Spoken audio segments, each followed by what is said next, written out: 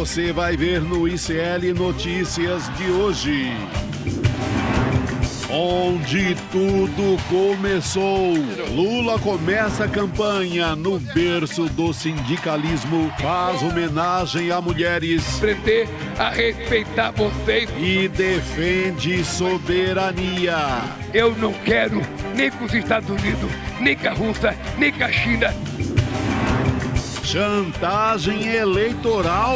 Depois de fazer lobby por tarifaço, Flávio diz que é o único capaz de negociar acordos com os Estados Unidos. Porque eu sou o único que pode sentar com os Estados Unidos. Centroavante oportunista. Romário abandona a PL dos Bolsonaro, fecha com Eduardo Paes e amplia isolamento do 01. Romário, só gentileza comigo, sempre. Doutrina Trump. Estados Unidos avaliam novas sanções contra Alexandre de Moraes. O ICL Notícias, primeira edição, está no ar. Bom dia a todos, bom dia a todas. 8h03 desta segunda-feira, dia 17 de agosto de 2026. A bola está rolando. Começou oficialmente a campanha eleitoral. Sabemos quem são os candidatos, mais ou menos, né? Tem candidatura subjúdice ainda, mas via de regra sabemos os principais candidatos no Brasil inteiro, governos de estado, Senado, Presidência da República e ontem, domingo, os primeiros grandes atos da campanha deste ano dos dois principais concorrentes à presidência da República, o presidente Lula em São Bernardo do Campo, São Paulo, Flávio Bolsonaro em Copacabana, no Rio de Janeiro. Vamos repercutir bastante. A equipe do ICL esteve nos dois atos e a gente vai falar bastante sobre as nossas impressões também deste começo da campanha eleitoral em 2026, agradecendo a audiência de todos vocês que já nos acompanham nos canais ICL Notícias, os canais Eduardo Moreira, na nossa rede que retransmite o sinal do ICL Notícias para o Brasil e para o mundo. Começando bem a semana, tenho a companhia dela, mais uma semana comigo, graças a Deus. Heloísa Vilela, bom dia, Elô, tudo bem? Bom dia, querido. Nos encontramos ontem lá no ato e vamos falar bastante, porque teve muitos sinais, muitos gestos importantes, né? E vamos comparar com o que aconteceu na praia de Copacabana, então vamos nessa. Isso mesmo. Quem também vai ajudar a entender esse começo da campanha eleitoral é Eduardo Moreira, que já está conosco aqui. Bom dia, Edu. Bom dia, Will. Bom dia, Elô. Bom dia, meus amigos, amigas. Lembrei muito, os antigos vão lembrar do Januário de Oliveira, que narrava os jogos, né? Bola rolando no Maracanã. É isso aí, gostei do jeito que você começou. É isso aí, a bola tá rolando. Vamos torcer para ser jogo bom, né? É sempre ano de Copa do Mundo, eu sempre gosto de fazer metáforas futebolísticas. Vamos aproveitar para começar passando pelo nosso site, iclnoticias.com.br, editado pelo nosso querido Chico Alves. Temos aí a matéria principal. Após matéria do ICL, o Universal é denunciado ao Ministério Público por usar igreja para fazer campanha. Não que seja exatamente uma coisa nova, né? Eu e Elô já comentamos isso aqui semana passada, mas é isso mesmo, o Ministério Público tem que agir por conta desse uso eleitoral. Não é porque acontece desde sempre que está certo, né? Na verdade está errado. O Ministério Público já tinha que ter agido em outras campanhas, já que a Universal é sempre usada, Universal umbilicalmente ligada ao Republicanos, partido de Tarcísio de Freitas, tem banco, tem TV, tem tudo, inclusive partido político, né? Então o Ministério Público tem que agir contra esse uso eleitoral, está lá na capa do nosso site para você ler. Temos aqui eleições 2026, o presidente Lula dando o pontapé inicial da campanha em São Bernardo do Campo, no estádio onde ele fazia grandes mobilizações de trabalhadores. É o nosso primeiro tema do programa que eu comento logo menos com vocês. E também tem aqui embaixo o ato do Flávio Bolsonaro. A gente vai falar bastante sobre estes atos agora, a partir de agora.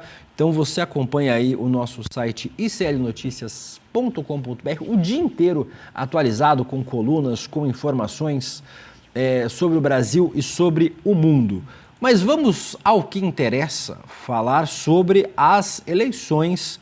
Começou a campanha eleitoral e a gente vai falar sobre o presidente Lula em São Bernardo do Campo, que começou a sua campanha à reeleição no domingo de manhã, na Vila Euclides, em São Bernardo do Campo, do estádio 1º de maio, onde ele começou sua trajetória como líder operário. Foi lá que Lula ganhou projeção nacional ao liderar greves dos sindicatos metalúrgicos no final dos anos 70 e nos anos 80, em meio à ditadura militar. Lula busca o 4º mandato como presidente. A gente tem aí uma arte das pesquisas, né? Alguém vai comentar? O Edu vai comentar. Então, Edu, tem aí interesse na pesquisa, tem uma arte que é anterior a essa, né? Não, pode ser. Podemos começar por essa. Essa é o seguinte, me permita levantar aqui. O Google, porque você tem vários estudos, né, Lô, que pegam ali negócio de Twitter, pegam um negócio de Facebook, as menções. E esses estudos a gente tem que tomar cuidado. A gente tem que tomar cuidado porque, por exemplo, o X, hoje em dia, o antigo Twitter, é um algoritmo que está cada vez mais pendente para a direita. É um lugar onde muitas pessoas do campo progressista saíram para não postar lá por causa da agressividade, etc.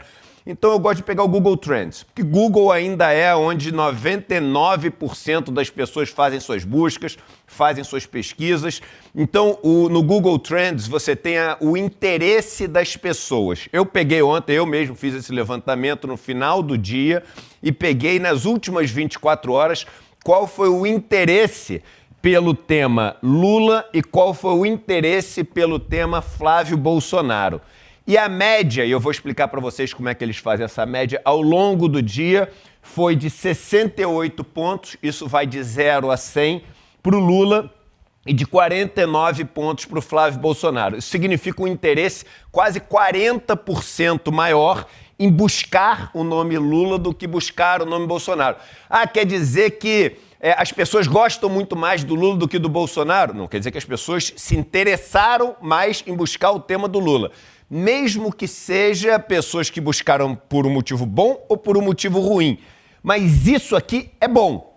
Por que é bom? Porque existe uma disputa nas redes para querer aparecer mais. E se você olhar nas redes sociais nos últimos 30 dias, o engajamento do Flávio foi maior do que o engajamento do Lula.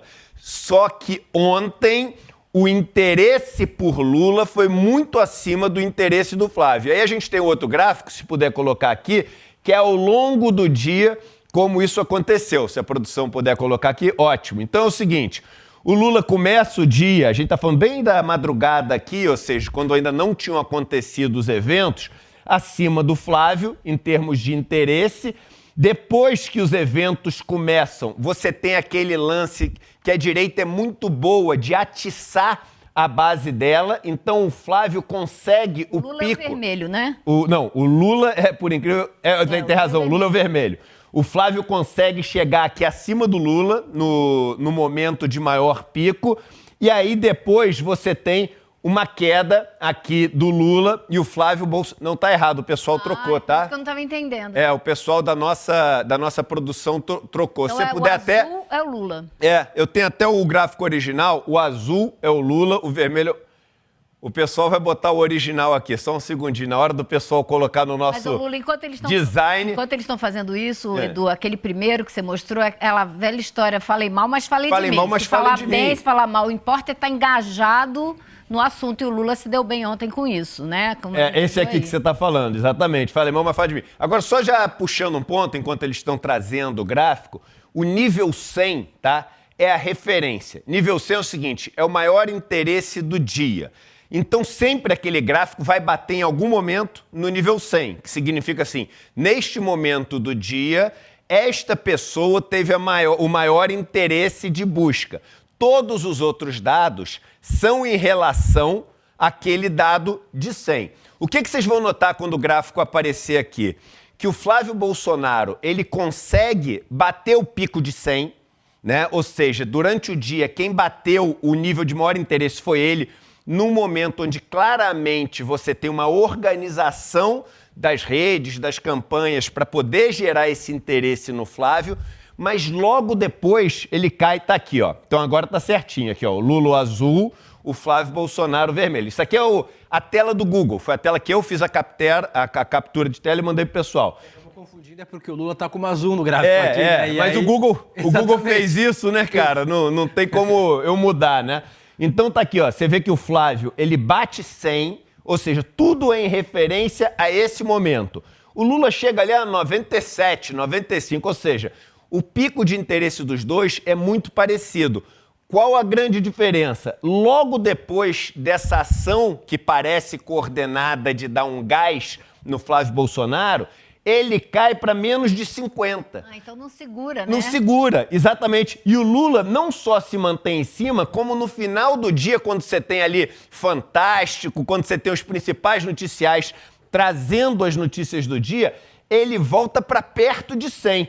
Então ontem, assim, em termos de interesse pelo que aconteceu, em termos de estar na mídia, nos jornais, em termos das pessoas estarem vendo o nome e procurando saber, o Lula deu uma surra no Flávio Bolsonaro. Mesmo com esse movimento muito grande aqui que mostra uma coordenação, ou seja... Deixa eu perguntar, isso pode ser uma coisa artificial, fabricada? Eu não diria artificial, eu diria coordenada. Por que não é artificial? Porque é gente mesmo procurando ali, mas naquela história de tipo assim, ó, vamos todo mundo fazer bombar nas redes? Eles fazem, mas não segura, porque não tem interesse. Então, por isso que o nome desse gráfico é o gráfico de interesse. Interesse é uma coisa que se mantém, né? Aquele negócio de pico de busca é uma coisa que não é interesse, é uma coisa momentânea. Não pode ser inflado por robô também, não?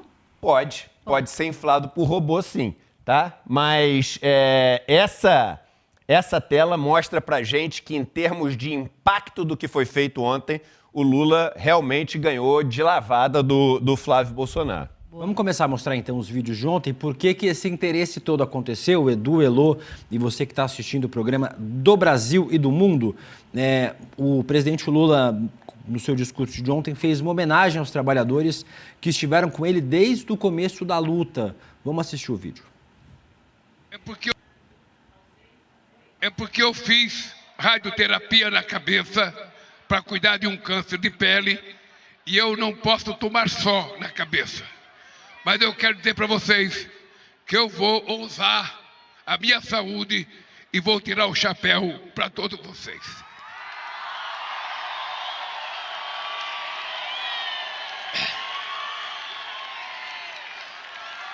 Aqui, hoje, estão as pessoas que eu gosto.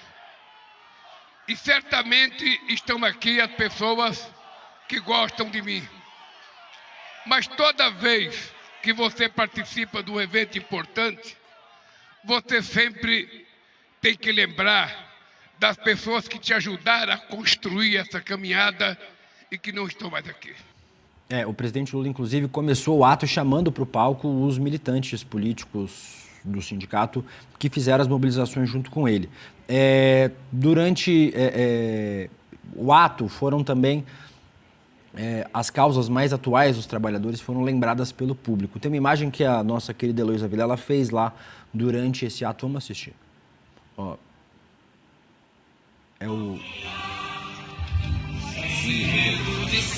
isso. Você que está só ouvindo, são dois jovens usando bonés do fim da escala 6x1, que são talvez a pauta mais premente dos trabalhadores hoje, né? Elô, o mote do lançamento da campanha, onde tudo começou, teve um respaldo enorme e, como eu falei, os dirigentes sindicais da época que faziam os protestos, as mobilizações com Lula, estiveram, muitos deles, lá no palco, logo no começo do ato. No Sindicato dos Metalúrgicos, você conversou com pelo menos 3 sindicalistas que estavam no palco com Lula. Vamos ver esse momento desse reencontro e aí eu queria que você comentasse pra gente.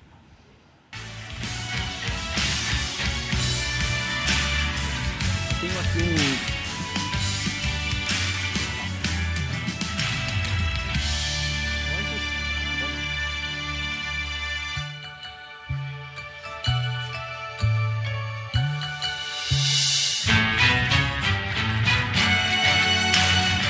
A gente viu ali agora ele abraçando esses sindicalistas que estiveram com o Lula. Aquele de camisa mais clara que estava ali com os braços levantados, a gente vai ouvir ele falar daqui a pouco. Mas foi muito legal porque durante a semana toda eu conversei com esses sindicalistas antes da gente ir lá. E descobri que ia ter um café da manhã num anexo do sindicato que ninguém estava sabendo, que era super secreto. E eles acabaram convidando a gente para ir. Então só o ICL teve lá, porque a gente descobriu o que ia acontecer. E foi ali que a gente conseguiu conversar com vários deles e ver o clima que existe entre eles, de um companheirismo de quem lutou muito, passou por muito perrengue junto. Na hora que eles foram entrar na van, tinha lá uma van especial para levá-los para o estádio, eles empurravam um ao outro para entrar, porque muitos estão com problema de joelho. É um pessoal que está com mais de 80 anos e alguns com dificuldade física mesmo, mas a alegria deles estarem lá. Esse é o café da manhã, vocês estão vendo aí, eles estão saindo para entrar na van. Então, eles tiveram todo um tratamento especial para participar desse evento com o Lula. E me chamou a atenção que um deles, o Nelson Campaiolo, acho que a gente tem uma sonora dele,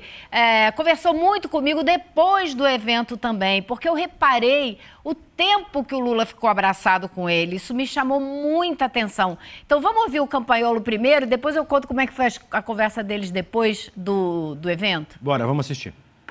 Ninguém falava em partido, ninguém falava nada. O que a gente fazia era só sindical mesmo. E era uma época difícil, né? Porque primeiro, era a coisa mais fácil encontrar a polícia na porta de fábrica. Segundo, na época, o salário era muito bom dos metalúrgicos. Era mesmo. O pessoal pagava carro, pagava televisão, pagava telefone na época com horas extras. Entendeu? Um amigo meu que saiu agora uns 10, 15 anos da Carmanguia, ele era ferramenteiro, até faleceu agora semana passada, né? Amigo dos meus filhos também.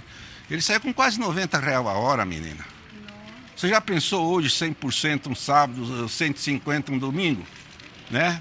Então, ninguém queria. Você ia distribuir um material na porta da Volkswagen, Mercedes, Scania, Carmanguia, Brastemp. Os caras falavam, vai trabalhar, vagabundo. Nós trabalhamos na mãe X, nós trabalhamos na mãe Volkswagen, trabalhamos na mãe não sei o quê. Ninguém nem olhava pra gente. A gente era lixo mesmo na porta de fábrica. E a gente insistindo. Entendeu? A gente não parava, insistindo. Edu, foi muito interessante porque o Campaiolo contou pra gente que ele e o Rubão, que chamava Rubão na época, que insistiram pro Lula virar presidente do sindicato, que ele não queria. Era uma coisa muito difícil naquela época, eles estavam lutando contra a ditadura. As manifestações tinham helicóptero da polícia com metralhadora apontada, sobrevoando aquele local. Então, quando ele se encontrou com o Lula abraçou ele e começou a perguntar das pessoas, porque eles eram vizinhos e tal. E aí ele perguntou, e o Sarrafo? O Sarrafo é um irmão do Campaiolo, que tinha esse apelido que era muito alto. E ele falou, o Sarrafo já faleceu, que o Lula deu uma parada ali, acho que foi por isso que eles ficaram mais tempo juntos. E para ele falou, bom, eu cheguei em casa super feliz com tudo que aconteceu, mas me chama a atenção sempre, o Lula não esquece o nome de ninguém e nem o apelido. Mas eu acho que trazer esse momento histórico que eles passaram juntos para falar do futuro, eu achei um negócio super interessante. E eu vou falar mais. A gente às vezes esquece que os personagens que estão fazendo uma disputa são seres humanos, né? São pessoas, não são robôs, não são máquinas de marketing. E eu acho que você resgatar esse passado é muito poderoso para o Lula também. Ou seja, o Lula se lembrar de toda essa caminhada dele é algo que traz força para uma campanha que vai ser muito difícil, né? Então, eu acho que isso para o presidente é muito poderoso também. E digo mais, que é uma coisa que eu notei ontem.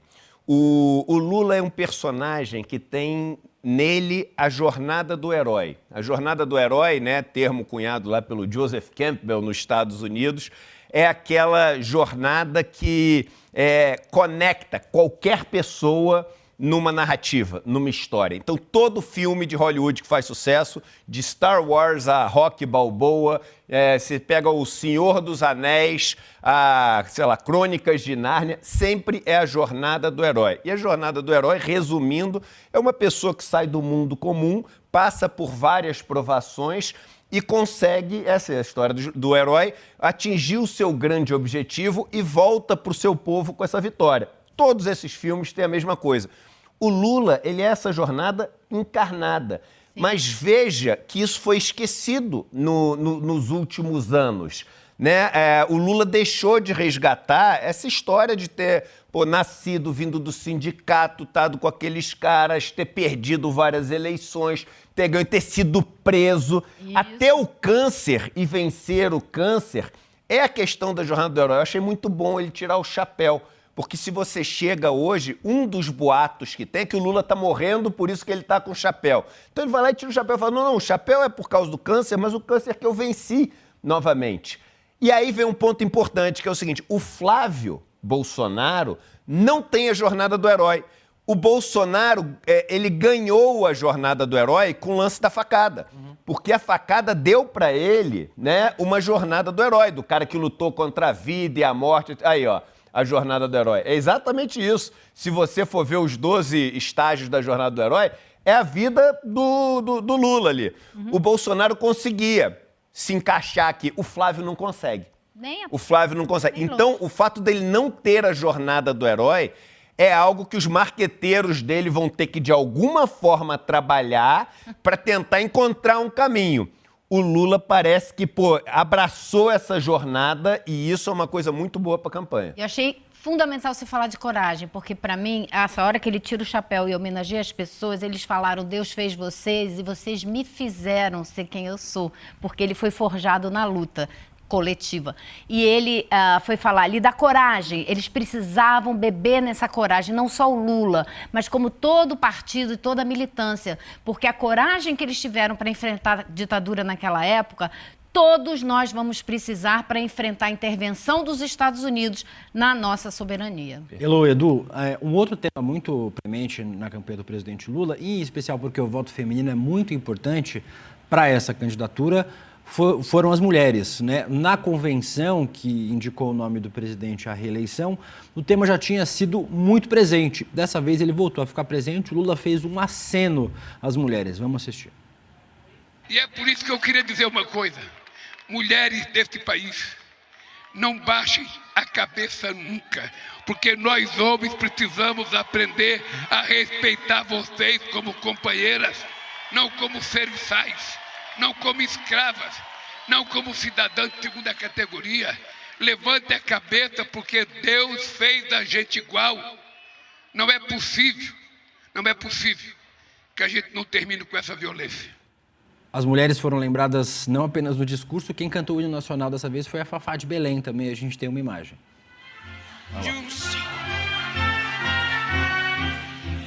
O sol da liberdade, raios fúlgidos, brilhou no céu da pátria nesse instante. Se o melhor dessa igualdade. Ela estava muito animada, a Fafá de Belém, inclusive, durante toda essa sua participação. Um bandeirão do Brasil. Né? Quem vai estádio está acostumado com bandeirão, né, Edu? Fizeram um bandeirão do Brasil também, que nesse momento foi puxado pelos militantes que estavam acompanhando o ato. E dessa vez o primeiro discurso, quem abriu os discursos foi a deputada Benedita da Silva, que é candidata ao Senado pelo Rio de Janeiro, e que fez um aceno, um dos vários acenos ao público evangélico durante esse evento. Vamos assistir. Graças a Deus, Ele nos deu de presente o Lula. O Lula é um presente dos céus para nossas vidas, para a nossa alegria, para o nosso coração de trabalhador, de homem e de mulheres. Caminhemos com Ele, vamos junto com Ele. Lula, que o Senhor te abençoe e te guarde, que faça resplandecer sobre ti e te dê a paz. Obrigada! Acho que foram dois dos principais acenos ontem, Elô e Edu. Primeiro, para as mulheres, uma coisa que o presidente Lula já tem feito, em especial no discurso contra a violência contra a mulher e também contra o feminicídio. Ele tem insistido nesse tema. Um motivo óbvio é o eleitorado feminino ser um dos eleitorados que garante a eleição do presidente Lula, né? As mulheres votam mais do presidente Lula do que os homens. E também acenos ao público evangélico. Ontem a gente teve a estreia da Janja Cantora, que fez uma parceria, né, junto com o cantor evangélico e pastor Kleber Lucas, que cantou. Já a gente acho que vai mostrar essa imagem. Não sei nem se a gente tem separado aqui, mas ontem a Janja estreou como cantora gospel. Tem uma versão do rap do Silva, né? Que acabou virando uma das principais músicas de campanha. Aí, ó. Kleber Lucas. Essa ela com o Kleber Lucas cantando não uma música evangélica, mas uma música de campanha que tem muitos acenos da música público evangélico. E ela soa como uma coisa assim de louvor, né? Muito forte. Então foram esses dois principais acenos, né? Mulheres e evangélicos. Ele conseguiu fazer isso numa pessoa só, na mulher dele, né? Ele pegou a mulher dele, que fez o aceno para as mulheres e fez o aceno para os evangélicos e estreou como cantora. Até o Haddad elogiou, falou que ela estava muito afinada, né? Mas eu acho que é isso, é muito claro. As duas campanhas sabem que as mulheres serão decisivas nessas eleições, como sempre são, e estão numa disputa danada por esse público e mostrando exemplos, modelos diferentes de mulher. Eu acho o seguinte, que o Lula ganhou a última eleição. Isso é um fato. Então, se ele repetisse o que aconteceu na última eleição, vamos lá, se o mundo estivesse congelado, ele repetisse, ele ganharia de novo essa eleição. Então, o mais importante é ele consolidar aquilo que garantiu a última eleição para ele, em vez de buscar uma fórmula completamente nova. O que garantiu a última eleição para ele? O voto das mulheres, o voto do Nordeste, ter conseguido uma entrada relevante no mundo evangélico, que as pessoas achavam que ia ser uma surra monstruosa e não foi a surra que as pessoas achavam, e também o voto das pessoas mais velhas. Isso tudo você consegue ver ontem. O que eles fizeram? Eles fizeram, além de tentar segurar esses votos, eles tentaram buscar as pautas que são as pautas que estão mais, assim, bombando em termos das discussões. Segurança pública, então foi muito forte, não é à toa que o Flávio fala de segurança pública, o Lula dá um enfoque muito grande para a segurança pública. Soberania, então, soberania o tempo todo vai ser um dos principais temas dessa campanha, de um lado e do outro também, mas faltou uma coisa, eu achei. E, obviamente, não é ontem que se define a eleição, mas uma coisa que o presidente tem que eu acho que está muito ligado nisso, e eu explico por quê, por um motivo matemático. O que você tem de diferente da última eleição para essa? De coisa nova que não tinha na última eleição? 4 anos de jovens que passaram a votar. Você tem 4 anos de pessoas que não votavam nas últimas eleições e votam nessas eleições. Esse público jovem é um público que a gente tem que se preocupar com esse público jovem. Por que tem que se preocupar? Porque é um público que está na onda dessa história do Pablo Marçal, do empreendedorismo, que é um público que mais vota no Renan Santos, porque tem esse discurso jovem, etc. E ontem você não tinha muito essa figura do jovem ali, pelo menos o que se noticiou, não apareceu quase nada. Você tem o rap do Silva, que mostra assim que isso está nos planos, mas ter só uma música não diz muita coisa. Uma música sozinho, uma andorinha sozinha não faz verão. Então, essa preocupação é relevante, porque numa eleição que vai ser muito apertada, um grupo novo de eleitores que entra é um grupo que pode fazer diferença. Então, é algo que a campanha deve ter bastante atenção. Eu acho que eles vão falar bastante do pé de meia, das iniciativas que eles tiveram para o empreendedorismo, o Boulos está muito focado nisso. Então, acho que durante a campanha isso vai aparecer com certeza, com certeza. E o presidente Lula tem usado uma estratégia agora de falar muito para podcasts, né? Nas últimas semanas ele deu 3 entrevistas para podcasts, inclusive, que tem público mais jovem, podcasts e videocasts, né? Então, talvez faça parte da estratégia também de conversar mais com esse público mais jovem. Ainda falando sobre as mulheres, ontem um momento que talvez tenha surpreendido muita gente, a Janja discursou e fez uma homenagem a Marisa Letícia, a ex-esposa do presidente Lula, que faleceu em 2017. Vamos assistir. A estrela da nossa bandeira, do nosso partido, traz à nossa memória o cuidado e o carinho de Dona Marisa. Foi ela quem bordou a primeira bandeira do PT. E é a ela que eu dedico toda a minha admiração. Presidente Lula, Somos mulheres com sonhos, opiniões, desejos e muita vontade e determinação de seguir construindo um país cada dia mais justo e igualitário. Um país que siga com portas e janelas abertas para que possamos ocupar os espaços que desejamos. O presidente Lula também citou a dona Marisa Letícia no seu discurso, parece uma decisão de campanha, né? Falar sobre ela, em especial nesse espaço, né? Que ela também esteve ao lado do presidente nesse espaço, enquanto o presidente era líder sindical, né? Ontem, quando eu entrei no Sindicato dos Metalúrgicos, a primeira coisa que eu vi foi uma foto gigantesca da dona Marisa, em preto e branco. Então, existe essa relação forte dela com o sindicato, com o sindicalismo. O filho essa foto aí, o filho de um dos ex-dirigentes sindicais contou como as mulheres foram importantes naquela grande greve de 79 e de 80, que elas fizeram um movimento que o Frei Beto ajudou elas a fazer, era época de finados, e elas foram comprar flores, fazendo de conta que elas estavam só indo comprar flores por causa de finados, e nada, elas estavam se preparando para uma grande passeata. E elas pegaram as flores e foram. Então, elas tiveram um trabalho muito importante. E a Janja contou uma coisa que eu nunca tinha ouvido falar antes, que ela é uma Silva. Antes de se casar, ela já tinha Silva no nome dela.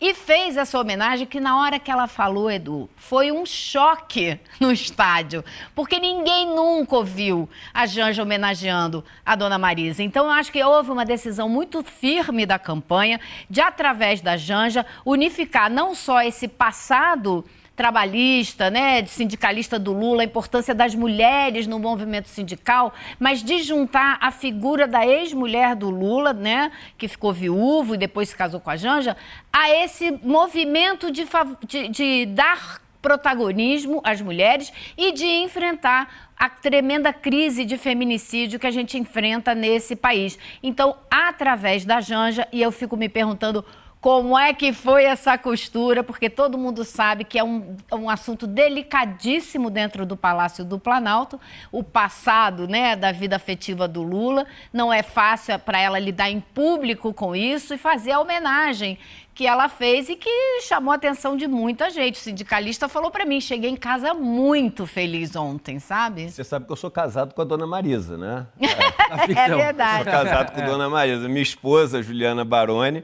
fez, né, o papel da dona Marisa no filme do Lula. Lula, filho do Brasil. E até hoje, quando o presidente encontra ela, ô Marizinha, fala assim, etc. E ontem ela ficou muito feliz. Ela ficou muito feliz assistindo isso, porque era uma coisa que incomodava muita gente.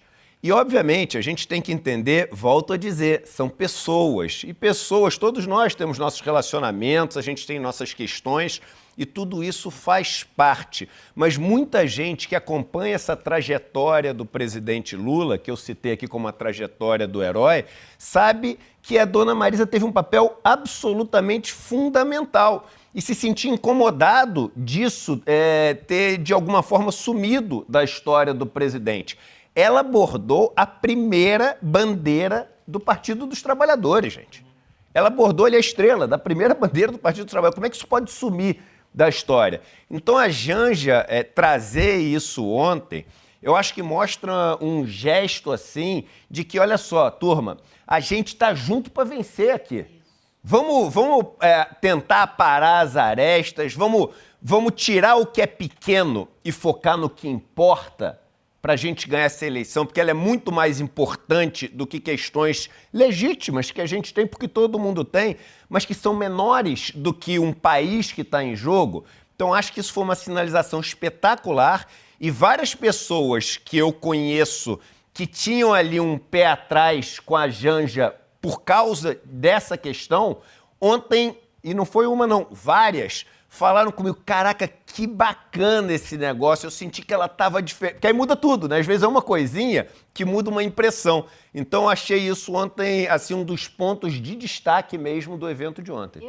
Para mim, na hora que aconteceu e depois quando acabou o evento, a gente comentou isso, para mim foi o ponto alto do evento inteiro, por incrível que pareça. E ela disse também, destacou a liderança da dona Marisa junto às mulheres dos sindicalistas e ainda disse, sem ela, essa história talvez tivesse sido diferente. Olha que legal. Que eu achei muito bacana. Então, e ela também aproveitou para dar uma estocadinha no Flávio Bolsonaro, né? Ela disse, nós mulheres não somos apenas aquelas que cuidam, né? Para responder a uma fala que ele tinha tido de que teve 2 filhas para cuidar dele quando ele ficar mais idoso, Will. É isso. Vamos falar um pouquinho. No começo do programa, o Edu falou sobre a repercussão nas redes sociais. Vamos falar um pouquinho sobre a repercussão na imprensa internacional. A largada da campanha brasileira teve destaque nos jornais estrangeiros. O britânico Financial Times destacou o discurso do Lula contra a extrema-direita e o desafio de buscar um 4º mandato. Essa aí é a capa do Financial Times. O The Guardian também destacou o começo da campanha. O jornal trouxe como destaque a promessa do presidente de impedir o retorno da extrema-direita ao poder no Brasil.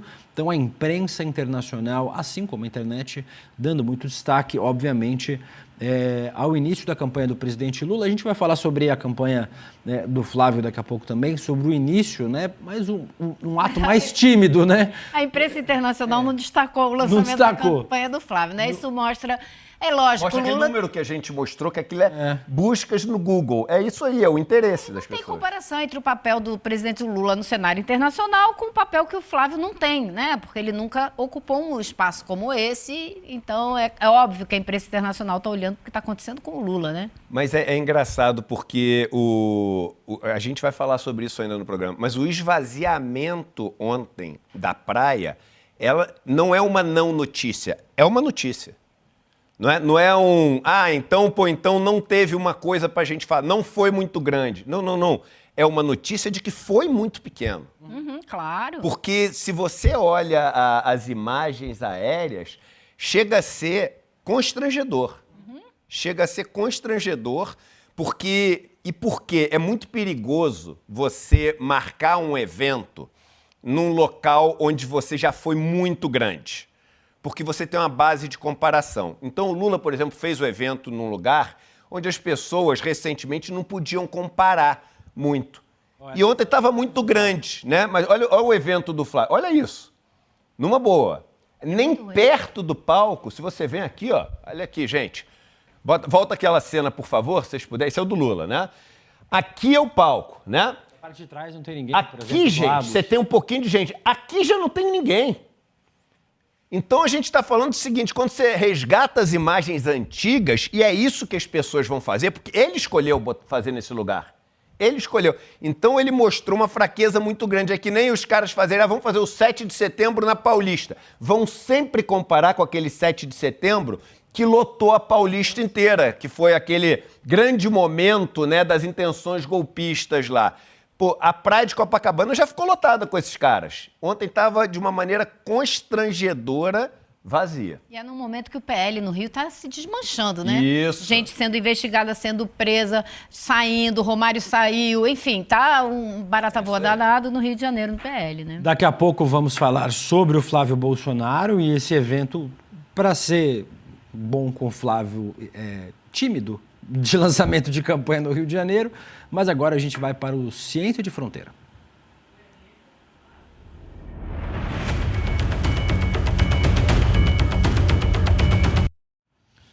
O maior jato do mundo totalmente movido a bateria concluiu seu voo inaugural. Fabricado pela Heart Aerospace, empresa sediada em Los Angeles, a aeronave X-1 de 30 lugares decolou de um aeroporto regional no estado de Nova York e atingiu cerca de 335 metros e voou por 27 minutos usando apenas energia de bateria.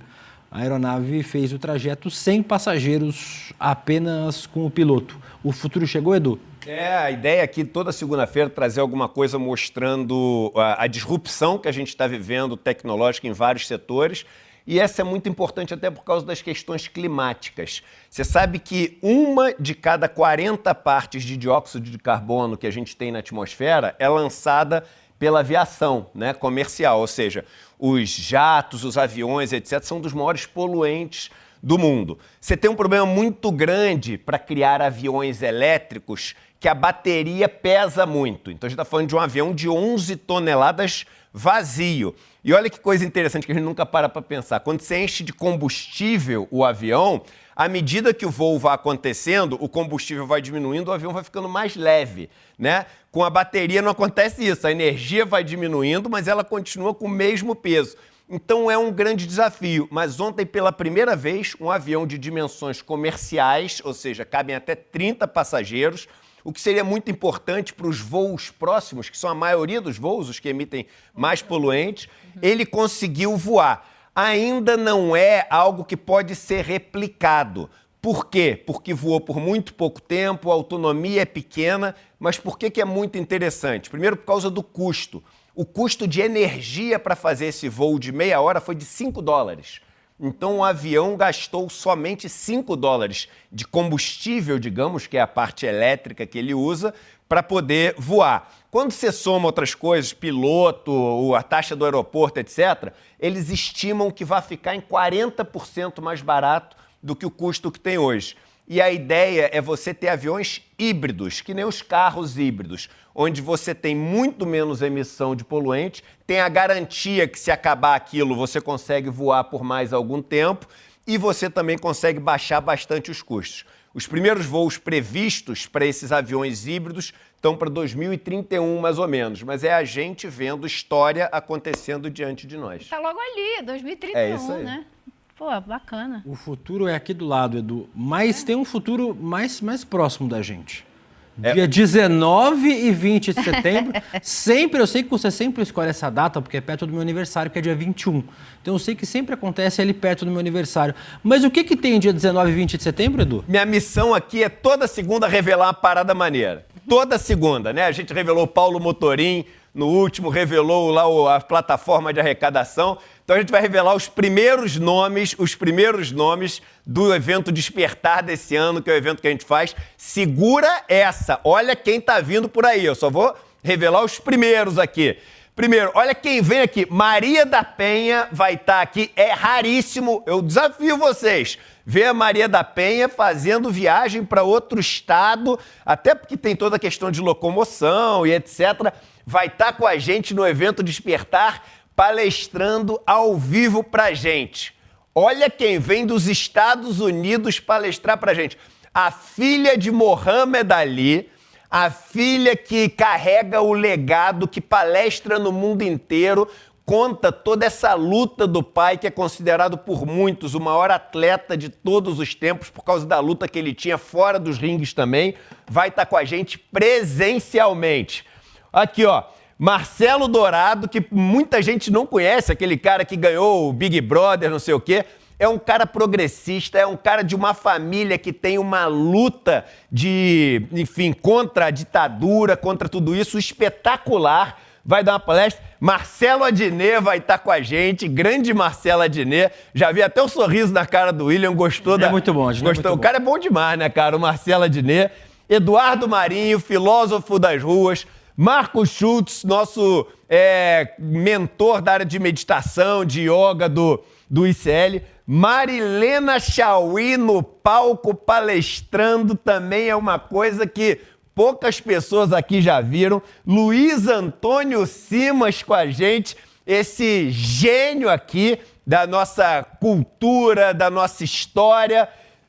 João Cândido Portinari, meu querido amigo, irmão, o filho do nosso maior gênio das artes, e o João César Castro Rocha. São as novidades de hoje. Tá pouco, não tá pouco, né? Olha, eu falei que esse ano ia ser a bomba, e o mais legal é que esse ano a gente fez um lote de preços populares mesmo. Lá é muito caro fazer o evento, é um evento que dá prejuízo, o do Despertar lá, mas é um evento que a gente faz porque tem que fazer, porque é o que reúne todo mundo e é o momento da nossa comunidade se ver. Chegou a custar, acho que R$1.000 o ingresso para os 2 dias. Esse ano, no primeiro lote, são 12 parcelas de R$24. Então, por 20, só esse primeiro lote, que é um lote pequeno, por R$24 por mês, só 24, as pessoas podem participar dos 2 dias com todas as palestras, com tudo que a gente vai ter lá oferecendo. Aqui, 70% desses ingressos aqui, que são o do preço popular, que a gente abriu ontem, estão esgotados. Então, quem quiser, é só entrar em despertar2026.com.br Esse ano, aquele Vibra São Paulo vai tremer de cima a baixo. Mas cara. são todos os nomes? Acabou? É isso aí? Não, vai ter muito mais. Vai ter tem muito nome mais. da música, tem artista. É que é o seguinte, meu irmão, o Maquiavel... né? O Maquiavel falava o seguinte, o mal você faz de uma vez, o bem você faz aos poucos, o bem você vai distribuindo, vai pra você ter muita notícia boa e pouca notícia ruim, entendeu? O site está na tela aí para vocês, despertar2026.com.br para você garantir seu ingresso. Muita gente mandou mensagem perguntando, cadê o ingresso, William? Tá aí, despertar2026.com.br. Eduardo Moreira, vou liberar você para correr atrás de mais nome para o Despertar, Edu. Os nomes já estão garantidos, a gente só vai soltar aos poucos. Isso aqui é só para mostrar o seguinte, ó, não dá para perder. E até nesse valor, cara, R$24 de prestação, pô, 24, eu não compro nem um sanduíche hoje em dia. Pra estar com a filha do Mohamed Ali presencialmente, meu irmão, com a Maria da Penha, com o Portinari, com o Adnet ali, vai ser um espetáculo. Marilena Chauí. Marilena é a grande mestra Marilena. Maravilhoso. Tá dispensado, Edu. Valeu, galera. Obrigada, Um abraço. Tchau, tchau. No lugar de Eduardo Moreira, chamo ele, que também esteve em São Bernardo. Você vai ver que a careca tá meio bronzeada. Careca, rapaz? Rodrigo Viana. Bom dia, Rodrigo. Bom dia, Rodrigo. Bom dia, assim querido. Não pode. Não, mas eu também fiquei com o pescoço meio arroxeado ontem. Rodrigo foi muito bem recebido pelos sindicalistas lá naquele café da manhã, né, Foi Rodrigo? muito legal. A Elô abriu essa porta ali pra gente quer dizer, eu estive no sindicato várias vezes, mas nunca numa circunstância dessa, né? Com todos os veteranos do sindicalismo ali, foi especial. Será que a gente pode começar por aí? Deixa eu abrir a nossa enquete antes. Vai lá, claro, vai lá. Nossa enquete que você encontra lá no YouTube do ICL Notícias. A campanha começou. Lula lidera e Flávio tenta encostar. O que é que pode virar o jogo? Essa é mais uma enquete que todas as alternativas anteriores para mim. Economia, segurança, rejeição, um fato novo. Tudo aí nessa história pode acabar virando o jogo. Mas para virar o jogo pro Flávio, é só um fato novo, eu acho, viu? Quer dizer, acho que economia e rejeição, as coisas estão dadas, né? Então. Economia tem uma melhora em relação ao governo do Bolsonaro, mas não é uma melhora estrondosa. E não vai acontecer nada espetacular até a eleição. E rejeição, os dois têm uma rejeição parecida com o Flávio um pouco acima do Lula. Segurança pública já é um discurso deles, né? Já é um discurso que pega mais para a extrema-direita. Exato. Então eu acho que é o fato novo, que pode virar. Por isso que a gente tem que ficar atento a essa história dele estar usando colete à prova de bala, tudo me chamou bastante atenção, né? Ele fez um bafafá danado dizendo que um cara tinha ameaçado de dar uma facada nele, mandou prender. De novo. Já estão fazendo confusão, né? Bom, essa história da facada já foi usada, né, gente? Já foi. Rodrigo, vamos falar um pouquinho sobre como foi o ato de ontem? Vamos. Eu, você, Heloísa Vilela, André Uzeda, Letícia Sansão, Gabi Varela, Débora Maganha. Equipe e só, né? Lá. Só. Bastante gente do ICL. Deixa eu me levantar aqui, porque acompanhei, eu achei excelente a abertura do programa aqui, né? Eu estava acompanhando as conversas de vocês. O mote do ato em São Bernardo do Campo foi esse aqui, onde tudo começou. E eu achei legal isso que o Edu trouxe, a história da jornada do herói, né? A jornada do herói. Mas o que diferencia o Lula, além do fato de ser entre aspas, um herói vivo, que está encarnado, que está lutando, é que é um herói que também encarna uma luta coletiva. Então, a trajetória que estava sendo mostrada lá, onde tudo começou, não era apenas a trajetória do Lula, mas uma trajetória coletiva. E aí é que tem a força, eu acho que daí é que vem a força. E olha como que alguns símbolos, né, onde tudo começou, mas olha aqui o leque. Eu tirei essa foto e escolhi essa foto exatamente por isso. Porque, evidentemente, que em 79 essa não era uma pauta. A gente até conversava com os sindicalistas mais antigos ali. Óbvio, não precisava nem contar, mas que eles eram super machistas, que havia um trabalho. E eles fazem um esforço para superar isso, eu imagino. E aí as pautas novas vão sendo incorporadas. E além das pautas novas serem incorporadas, a gente viu isso lá em Vila Euclides, na Vila Euclides, o fato de ser uma luta coletiva. Então, eu queria trazer aqui essa ideia de que o Lula não valorizou só o lugar onde tudo começou, só o estádio onde tudo começou, mas também as pessoas que começaram junto com ele. A Elô já falou disso aqui, nós já mostramos um pouco, né? O ICL teve essa possibilidade, né? A Elô conseguiu isso pra gente, de ir antes do ato começar, gente. O ato começou por volta de 10 horas da manhã. Às 7h30, 8 horas, a gente já estava no sindicato. Para quem não conhece, o ABC é pertinho, mas não é tão perto assim. Então a gente foi ao sindicato porque os veteranos, a velha guarda do sindicalismo, não foi direto à Vila Euclides, se reuniu para um café da manhã lá no sindicato e a gente tem essas imagens, né? A gente tem essas imagens. Estavam ali alguns nomes que são até conhecidos. Aqui, eles estavam tomando café nessa parte aqui mais reservada do sindicato, todos usando a mesma camiseta. Daqui a pouco eu vou falar da camiseta. Espaço Celso Daniel. Espaço Celso Daniel, né? Homenageia o ex-prefeito de Santo André. E aí, alguns mais conhecidos, o Meneghelli, que foi ministro, o Devanir Ribeiro, que foi deputado, o Djalma Bom, né, Ilô, que você conversou bastante, que também foi deputado. Então, esses, os nomes talvez assim mais conhecidos, né, que foram para a política. Mas tem uma turma ali que não foi para a política partidária, mas que segue firme no sindicato. E o Lula conhece todos eles de nome, todos eles têm enorme carinho pelo Lula. Então, foi legal. Esse aqui é o Devanir, tá de costa aqui, o Devanir Ribeiro foi vereador e deputado em São Paulo.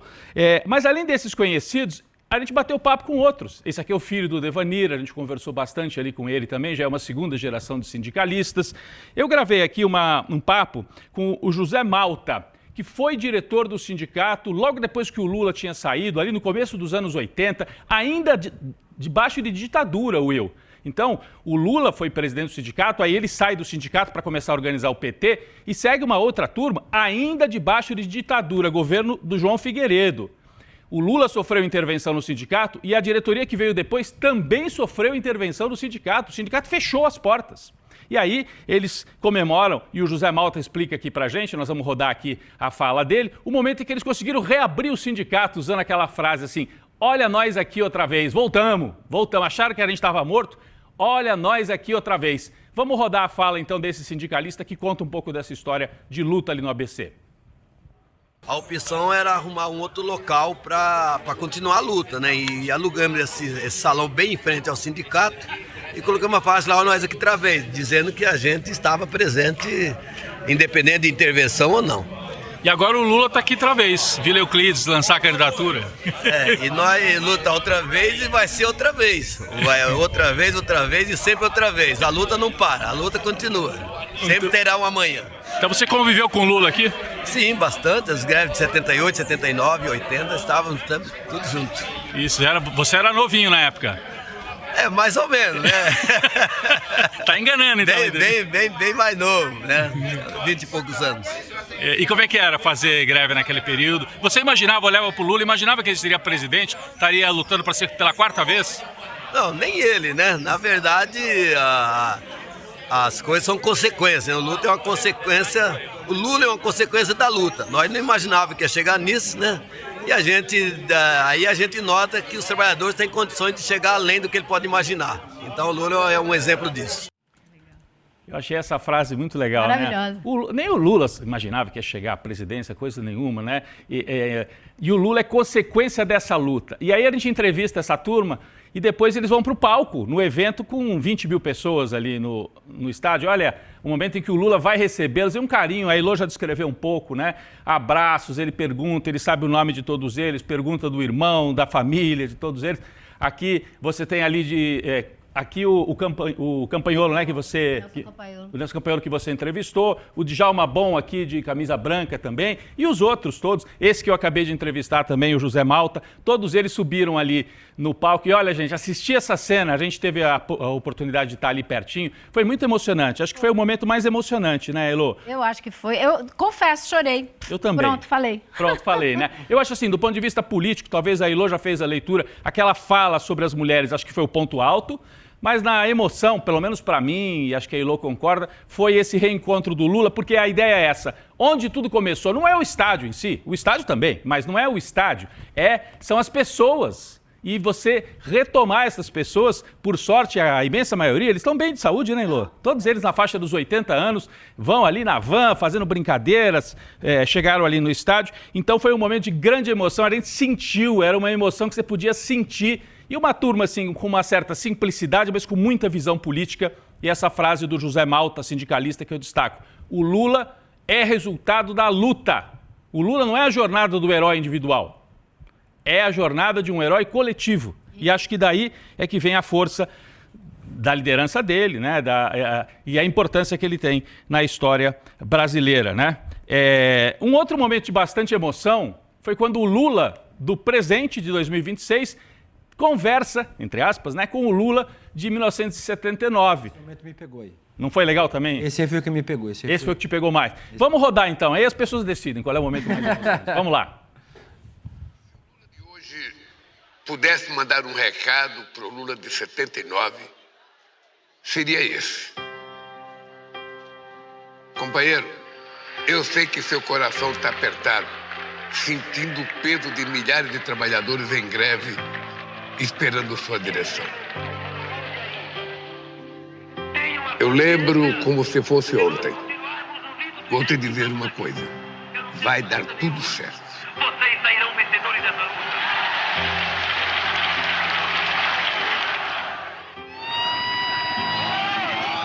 Não vai ter fácil. Vai ter perseguição.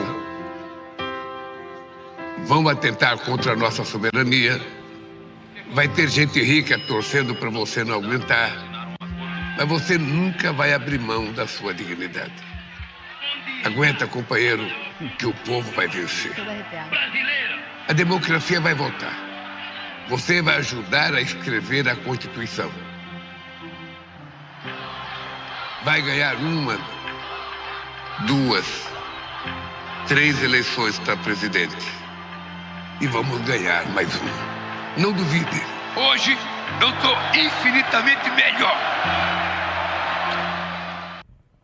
É bem forte também, hein, Logo. Agora eu fiquei na dúvida qual que é o mais emocionante. É difícil. Você sabe o que eu acho, Rodrigo? Eu acho que a gente se emocionou muito com a imagem dos sindicalistas, porque a gente conheceu todos eles e a gente participou da emoção deles de estar ali. Verdade. O público não, e o público viu isso tudo, então eu acho que talvez o vídeo que você destacou tenha emocionado todo mundo muito mais. Exato. Will, você falou que foi o momento que te pegou, né? Esse aqui em que o Lula conversa com o Lula do... Gente, e é muito forte, vocês já falaram também no começo, mas eu quero destacar, né? Ontem lá estava sobrevoando o helicóptero que estava sobrevoando era o helicóptero da presidência levando o Lula. E eles todos lembram que nas assembleias de 79 eram os helicópteros do Exército, não era nem da polícia, do Exército com metralhadora para fora para dizer...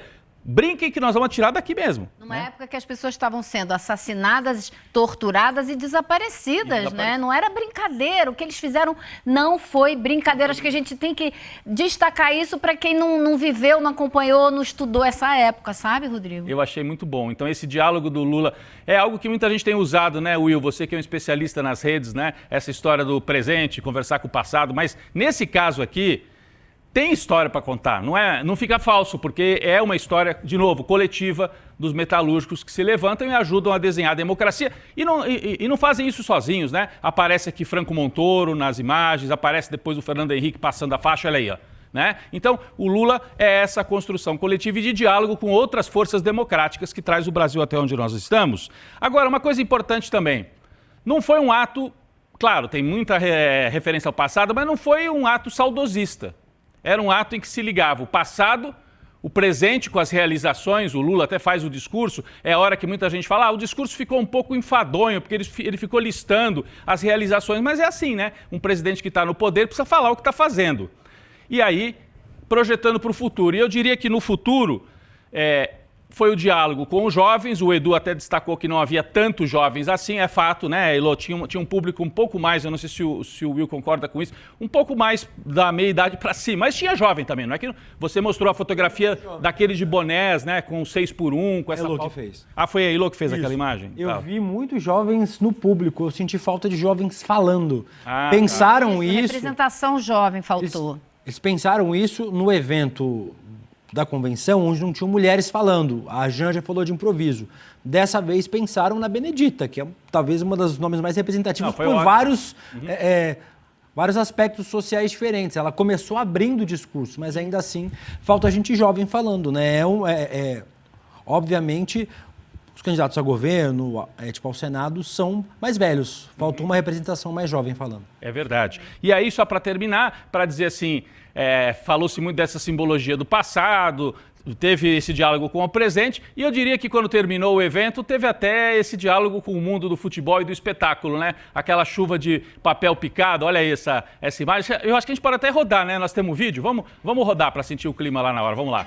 E tudo verde, azul e amarelo, né, Rodrigo? Não era papel picado vermelho. Verdade, verde e amarelo. A retomada dos símbolos nacionais se completou, não tem jeito. É uma coisa que no último ano a SECOM vem fazendo e eu acho que está cristalizado. A bandeira brasileira era aqui, né? Em grandes proporções e pequenas. Ela estava pelo estádio inteiro. Verdade. Então, o símbolo do Brasil não está na mão mais desses patriotas de mentira. Foi reconquistado pelo governo Lula. Total, e ainda mais no contraste com Copacabana, com as bandeiras dos Estados Unidos. Acho que daqui a pouco o Igor Melo vai vir para conversar e trazer mais detalhes sobre isso. Mas eu destacaria, esse aqui foi o final. A gente estava ali, eu estava muito pertinho aqui, choveu papel picado ali perto da gente. Aliás, eu fiquei, Will, como daqui... Aí onde você está, na distância para o Lula, né? Olha, um sol, rapaz. Meio-dia eu comecei a ficar preocupado. Um pouquinho antes, né? Não começava a fala do Lula e estava um sol que a gente já não estava aguentando. E o Lula... Eu filmei 2 pessoas desmaiando, tá? Socorridas por bombeiros e tal. Porque esquentou demais, né? E aí o Lula ali com o chapéu dele, que ele tirou, foi bonita aquela cena também que ele tira o chapéu. Mas eu achei que foi um evento bem construído. Para quem assistiu de casa, me disseram, né? A gente estava lá, então a gente tem a emoção. Muito bem transmitido, a qualidade de transmissão, tinha drone, tinha uma grua, né? Que é aquela que sobe e desce aí, e muitas câmeras, muito corte de imagem, muito bem feito do ponto de vista técnico. Olha que evento bonito, gente, com esse palco que se projetava no meio da multidão. Alguns sites usaram imagens lá do comecinho da manhã, porque parecia vazio, mas estava lotado. Eu diria que tinha entre 15 e 20 mil pessoas ali em Vila Euclides, onde tudo começou e essa largada oficial da campanha, Will. Rodrigo, só fazer um destaque, acho que vocês falaram muito sobre a importância do ato e porque o Lula falou sobre história, em especial porque o Lula tem história para apresentar. É muito difícil o Flávio Bolsonaro fazer um ato sobre suas realizações, vai durar 30 segundos. É verdade. Ele não tem o que apresentar. O Flávio Bolsonaro nunca relatou projetos importantes, tanto na Assembleia do Rio de Janeiro, quanto na sua passagem pelo Senado Federal. Não participou de debates importantes do país, não capitaneou esses debates. O Flávio sempre foi o empresário da família Bolsonaro. Acabou caindo de paraquedas na disputa presidencial, porque o irmão que era para ser candidato está foragido nos Estados Unidos. O pai está preso. Os outros dois não têm capacidade cognitiva nem de ser vereador e deputado, que dirá ser candidato à presidência da República. Sobrou para o Flávio, o empresário, o homem que faz dinheiro, o homem que tinha uma loja de chocolate e ganhava mais dinheiro fora da Páscoa do que na Páscoa, o homem da rachadinha, o homem dos milicianos. O Flávio não tem o que apresentar. O Lula tem como fazer um evento só sobre legado. Ainda falou sobre futuro, mas falou muito sobre o seu passado, sobre a sua história, para largar a campanha mostrando que ele é um candidato à reeleição que tem realizações, que tem projetos, que tem história para o Brasil.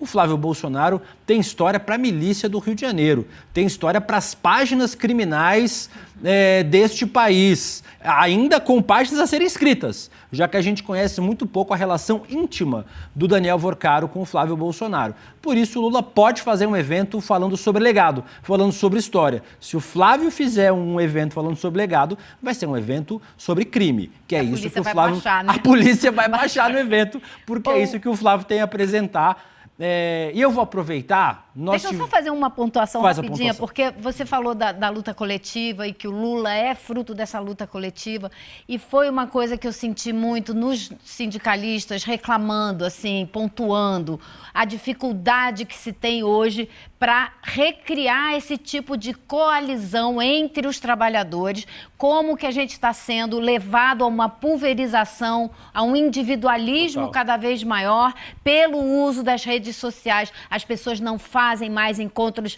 tete a tete, os trabalhadores não se encontram mais pessoalmente para discutir os problemas. Isso tem sido uma dificuldade grande para avançar causas coletivas. e aí a gente liga isso com a juventude que não estava lá, e a gente vai pensando em uma série de coisas que são importantes se a gente quiser realmente construir movimentos fortes, como tem o MST, que é o movimento mais importante da esquerda do Brasil, talvez da América Latina, porque está lá junto, discute as questões, está presencialmente junto, né? Então, acho que isso é uma coisa também importante que eles destacaram para a gente. Perfeito.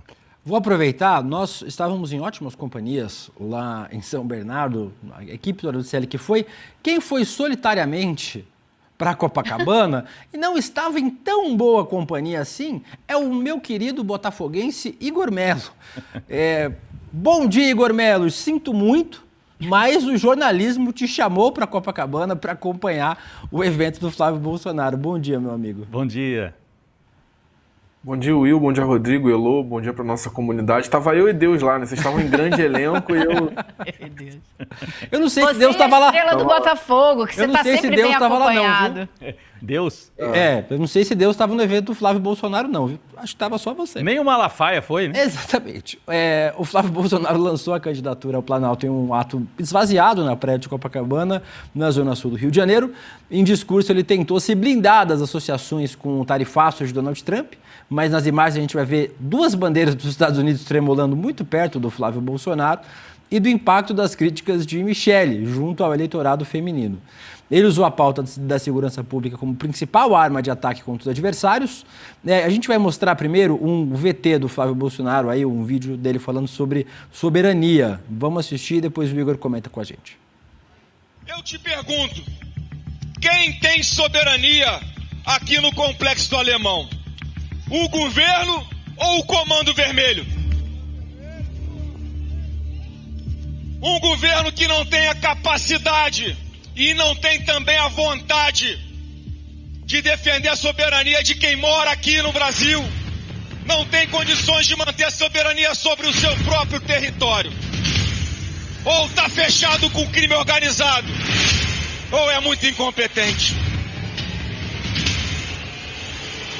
E eu quero começar dizendo o seguinte: eu vou resgatar a soberania do Brasil, porque eu vou tratar PCC, Comando Vermelho e milícia como organizações terroristas.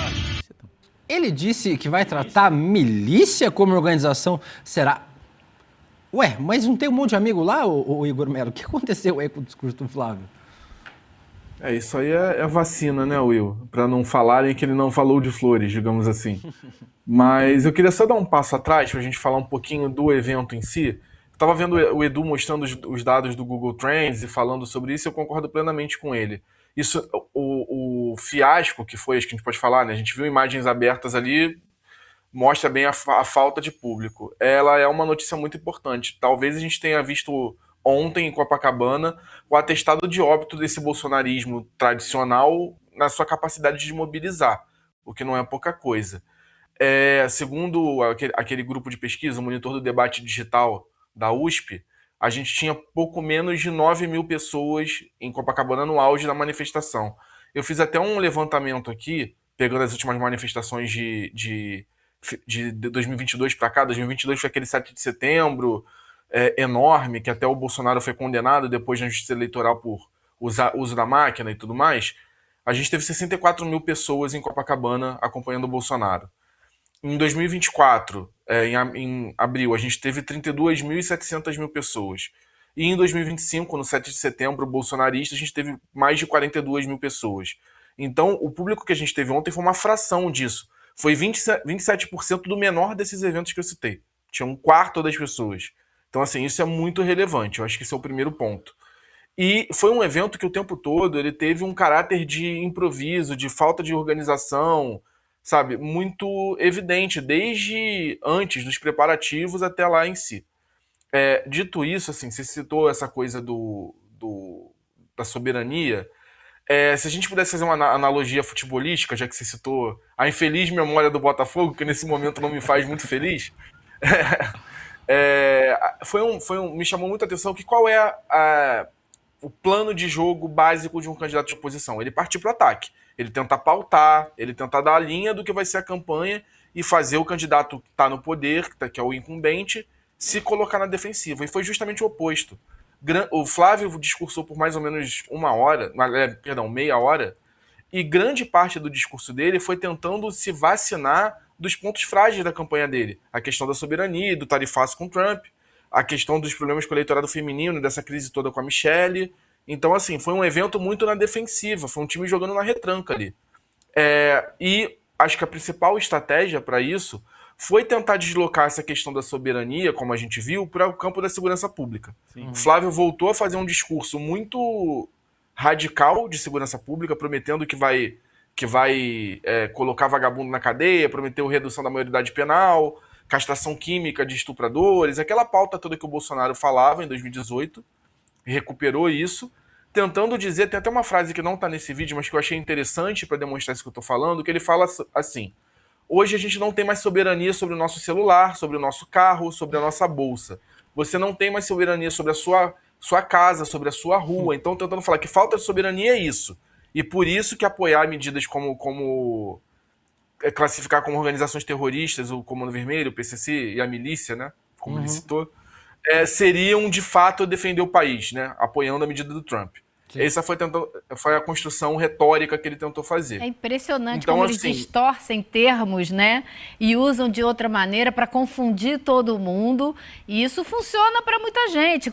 Causa uma confusão na compreensão das pessoas a respeito do que é soberania. Soberania não era você poder garantir seu celular, né? Faça meu favor. Não é um conceito muito conhecido pelas pessoas, né? A gente tem que explicar o que é soberania para as pessoas. Dizer, mas eu acho assim, inteligente do ponto de vista da campanha dele, deslocar o debate para esse ponto. Por quê? Soberania, do ponto de vista que o Lula defende, é algo mais abstrato. Então você tem que entender que, olha, você tem que defender o país, etc. O Flávio está dizendo, mas o que adianta defender e a polícia não poder subir na comunidade para dar segurança? A gente sabe que não é para dar segurança muitas vezes, é para matar as pessoas. Mas ainda assim, é um discurso simplório e que dialoga com o público dele. A gente fez a enquete aqui mais cedo, né, Will? Qual é o tema que pode mudar? E a gente dizia, segurança é onde a direita e a candidatura do Flávio vai se agarrar. E isso está muito claro, pelo uso do colete à prova de balas e por essa fala dele em que ele agrega a ideia de soberania a uma ideia de segurança pública. É bastante reducionista, mas é o que resta para ele nesse momento, né, Will? O que resta para ele, exatamente, é o que resta para ele, porque o governo Lula e o PT, eles têm que fazer um discurso sobre soberania, colocando essa bola no chão. É tipo assim, o Trump não tem nada que meter o bedelho aqui, tem que botar a coisa no concreto, né? A gente falou sobre quem estava no evento, mas sabe quem não foi, Rodrigo? A Michelle Bolsonaro. Não participou e nem foi citada. Mesmo assim, o Flávio fez alguns gestos ao eleitorado feminino, ganhou o reforço da esposa, Fernanda, que não costuma falar muito em eventos públicos, mas dessa vez falou. Vamos assistir. O Brasil vai vencer. Com Flávio Bolsonaro, as mulheres vão ter mais oportunidades, vão ter mais segurança. E quando as mulheres vencem, a família inteira vence. Inclusive, ela escreveu um mantra da campanha nas costas do marido. Tem a imagem aí? Vamos o batom, né? Isso. Fazendo já referência à menina aí, do batom lá do Rio de Janeiro. O Brasil vai vencer? O Brasil vai vencer, é isso que está escrito. O Brasil vai vencer. Mas é uma referência a Débora do Batom, sutil, mas também, isso. Né? É um símbolo do golpismo. No fundo, eles estão usando um símbolo do golpismo de 8 de janeiro, como para dizer, ainda estamos aqui, com o sinal invertido. Ou seja, os golpistas seguem aqui. A hora que ela usa o batom e escreve isso nas costas, e o marido usando o colete à prova de bala, e toda essa simbologia de extrema-direita, é o ainda estamos aqui dos golpistas. É verdade que para dar o golpe eles vão precisar de mais gente na rua e de mais agitação e mais capacidade de mobilização. O Flávio, por enquanto, não mostra essa capacidade, mas mostra força nas pesquisas eleitorais. Não foi a Michelle, né, você citava, que não teve lá, não foi também o Malafaia. E essa desorganização, Igor, que você cita, né, muita gente falava isso. Quem organizava os eventos geralmente era o Malafaia, não era? Que dava a estrutura, que fazia a parte mais operacional. Pelo jeito, a família Bolsonaro não gosta muito de trabalhar com as coisas assim mais objetivas, terceirizava essa organização, né? E não se prepara, não organiza nada, porque precisou de uns 3 tubos de batom aí, porque usou um batom que acabou no começo logo. Agora, eu queria saber, Igor, colou essa história de falar de mulher, esse discurso dele, de alguma maneira, colou ali na audiência? Elô, eu diria que nada colou, porque a gente tem um outro problema nesse evento, que a gente falava do baixo público, que é uma consequência direta disso. Se vocês repararem nas imagens, grande parte das pessoas presentes, uma parte considerável, eram cabos eleitorais de candidatos a deputado, enfim, de outros candidatos do campo bolsonarista, que não são necessariamente militantes políticos daquele campo. São muitas vezes pessoas remuneradas ou pessoas que vão ganhar algum outro tipo de coisa para participar da campanha, né? Trabalho. A gente vê aí agora um monte de plaquinha. Então, assim, o público não respondeu a nada. Teve até um episódio curioso que uma influenciadora que vai ser candidata aqui no Rio de Janeiro tentou puxar um coro de mandar o Lula tomar suco de caju, digamos assim. E ninguém respondeu, que é uma coisa que seria impensável num evento bolsonarista dos velhos tempos, né? Isso ia levar as pessoas ao êxtase, xingar o Lula. E nem isso teve impacto. Então, assim, era uma plateia muito fria, porque as pessoas não estavam ali, muitas delas de fato interessadas. E essa coisa do batom que vocês citaram é importante, foi uma espécie de apito de cachorro, né? Isso. Porque houve uma preocupação muito grande de não fazer um discurso golpista. O Flávio teve essa preocupação e as outras pessoas que estavam ali. Mesmo nomes bem extremistas, como Carlos Jordi, por exemplo, que é candidato ao Senado aqui no Rio e discursou, não fizeram um discurso abertamente golpista ali. Mas isso claramente é uma referência à Débora do Batom, como o Elô bem destacou, né? Então, esse é o primeiro ponto. Agora, essa coisa das mulheres, sim, foi um ponto constante. Teve uma fala do Flávio, inclusive, que me chamou muita atenção, que ele fala que as mulheres que acreditaram no governo Lula estão sendo assassinadas por bandidos vagabundos que matam elas só por serem mulheres. Que é um discurso que faz referência ao feminicídio, que é muito rejeitado pela base bolsonarista. A gente viu toda a mobilização que foi contra o PL da misoginia, por exemplo, com esse mesmo discurso, né? De que mulheres sofrem por serem mulheres. E o Flávio evoca isso. Então, assim, de novo, é uma coisa de tentar se blindar de um ponto fraco. Não é uma coisa do bolsonarismo, né? E é uma coisa meio perdida, né? Parece que ele fica meio perdido. O partido está fazendo um discurso, ele está fazendo outro. Agora, eu queria saber de você, Igor, se essa situação aí, esse fiasco que a gente viu, se também tem um peso nisso aí, o certo derretimento que a gente está vendo do PL no Rio de Janeiro, com gente presa, gente sendo investigada, gente mudando de partido, como aconteceu com o Romário esse fim de semana, né? Se também tem um pouco disso. Eu acho que essa questão é fundamental, Elô. Você tocou num ponto que para mim é o principal, nesse caso específico, pelo menos. O que acontece? A gente viu em 2022 o campo bolsonarista, o PL, principalmente, concorrer com a máquina e fazer um uso da máquina pública, assim, escandaloso. A gente via campanhas de deputado estadual maiores do que as campanhas dos demais candidatos a governador na rua. Era essa a situação. Com cada ponto da cidade com dezenas de pessoas bandeirando, distribuindo panfleto, assim, campanhas muito, muito grandes. Esse afastamento do Cláudio Castro, essa decisão de manter o governador interino no poder, quebrou as pernas do PL no Rio, porque era o que sobrava, né? Diante de tanta impopularidade, de tantas crises, denúncias de corrupção, a aposta deles era o uso da máquina novamente para ter uma campanha competitiva no Rio. Como isso não aconteceu, a gente viu esse esvaziamento, de não conseguir mobilizar, né? A gente viu os candidatos levando suas equipes para lá, mas em número muito menor do que já vimos antes. Assim. Então esse derretimento mostra, por exemplo, a falta de qualquer repercussão da candidatura ao governo do Douglas Ruas, que estava lá e assim, era uma quase não presença, discursou e tudo mais, mas ninguém falou disso, não havia nenhuma empolgação, nenhum interesse por essa candidatura, passa muito por aí. A gente tem que lembrar que a campanha de 2022 foi a campanha do escândalo dos cargos secretos, que a gente revelou no UOL, eu e meu colega Rubem Berta, que tínhamos dezenas de milhares de pessoas contratadas para serem cabos eleitorais dos candidatos ligados ao Cláudio Castro. Sem isso, a gente vê o resultado na rua, na prática, né?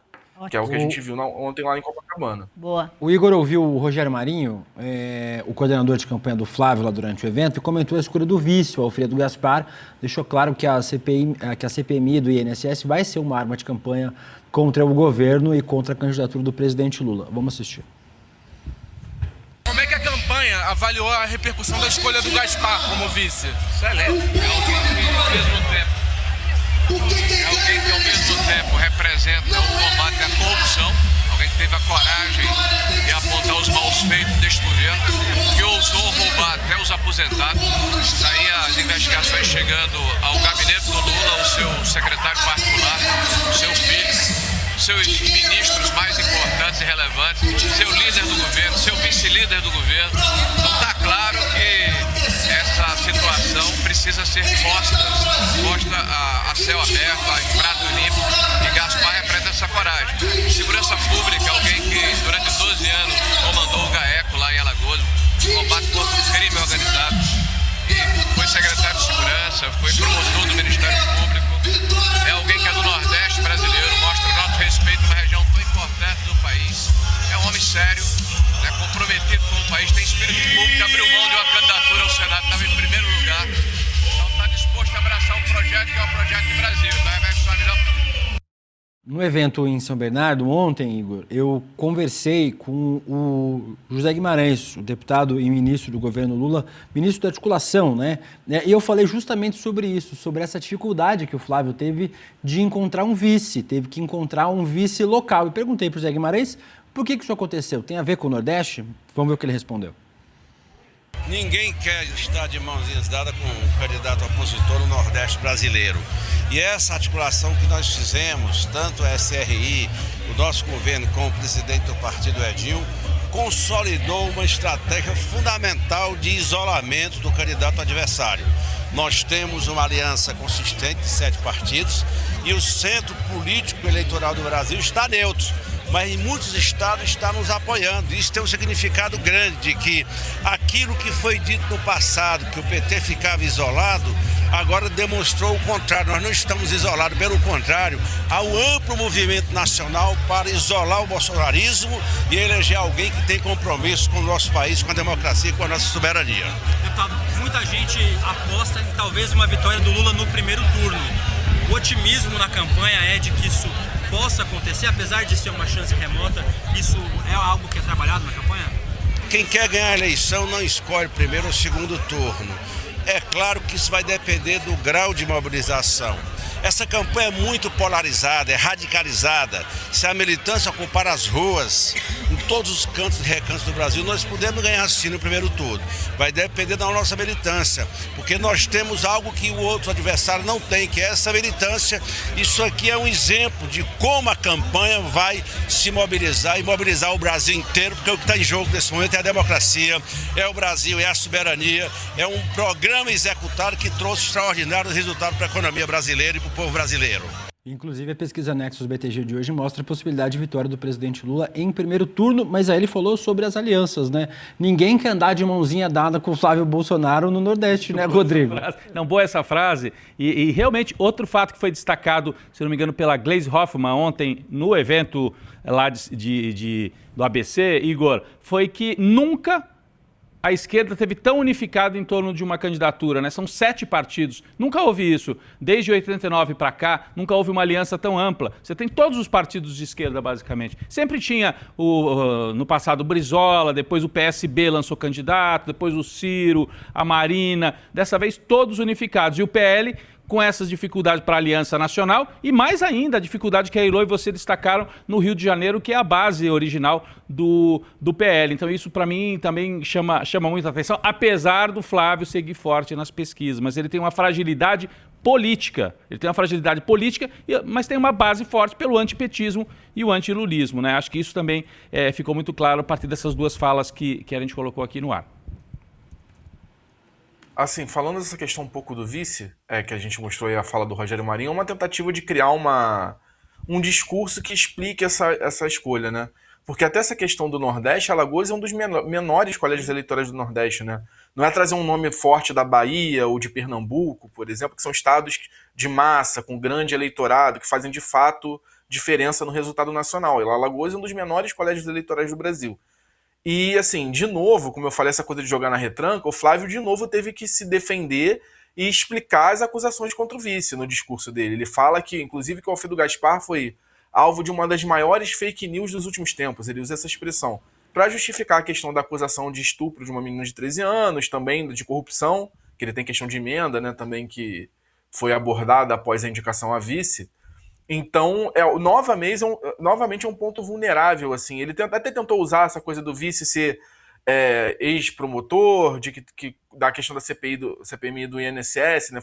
Fala, inclusive, nessa mesma frase que ele diz que da fake news. Ele diz, mas foi no dia que ele pediu a prisão do Lulinha. Então, tentando criar uma associação de que essas acusações surgiram porque ele estava chegando no filho do Lula, né? Então, o tempo todo são esses discursos tentando blindar os pontos fracos da campanha. Isso, para mim, foi muito nítido, assim. Teve pouquíssimo espaço para o contra-ataque, né? Seria um time que deu a bola para o adversário e tentou jogar por uma bola ali, fazendo de novo uma metáfora futebolística, que foi o final do discurso dele, onde ele faz uma série de ataques ao governo. Aí sim, ele foi para cima, né? Foi para ofensiva.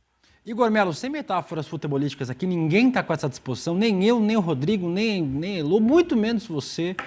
Encerrando nossa participação aqui nessa segunda-feira, meu amigo, grande abraço para você. Vamos falar muito sobre eleições do Rio de Janeiro, você acompanhando aí de pertinho pra gente. É isso. Tchau, Igor. Obrigado. Valeu, gente.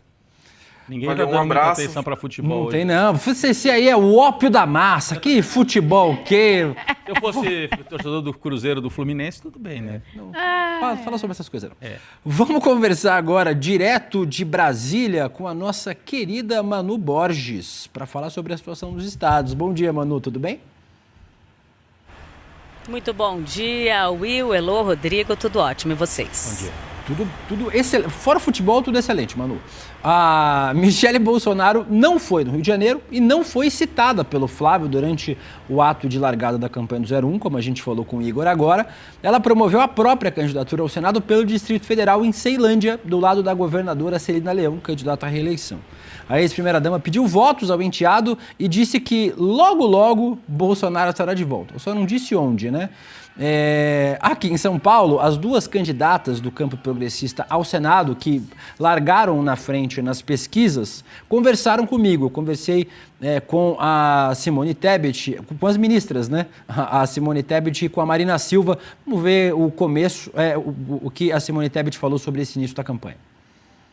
A campanha está começando, então eu peço, agora já posso pedir voto, mas eu peço para todos aqueles que acreditam nas nossas propostas que não descansem até o dia 4 de outubro. É muito trabalho pela frente, do lado de lá é fake news, é mentira, é ódio, é ter que enfrentar nas redes sociais toda a sorte de ações contra nós e de ataques. Então que a gente seja um time unido. Quem vota em Lula, vota Haddad, quem vota Haddad, vota em Lula, quem vota em Lula, vota em Simone e Marina, quem vota em Simone e Marina, vota em Lula. É isso que a gente precisa, levar as nossas propostas e eleger pela quarta vez o único presidente que está nas urnas verdadeiramente democrático, capaz de dar continuidade aos programas que nós estamos precisando tanto para diminuir ainda mais a desigualdade social. As imagens da Simone foram difíceis de fazer aí, porque estava empurra danado. Eu conversei também com a ex-ministra e candidata ao Senado, Marina Silva, sobre o início da campanha. Vamos ver. Sim, estamos muito felizes. Esse é o início de uma jornada que, se Deus quiser, e o povo de São Paulo haverá de ser uma jornada vitoriosa. Haddad governador, Lula presidente e eu e Simone senadoras por São Paulo e pelo Brasil. Mulheres aí em condições diferentes, né? As duas aqui em São Paulo, a Marina Silva e a Simone Tebet, iniciando sua campanha. E aí em Brasília, Manu, a Michele Bolsonaro também começando sua corrida. O que me chamou a atenção, Will, foi Michele Bolsonaro usar exatamente a mesma estratégia de Flávio. Dizer que foi escolhida por Jair para disputar o Senado e levar adiante o projeto de Brasil da extrema-direita.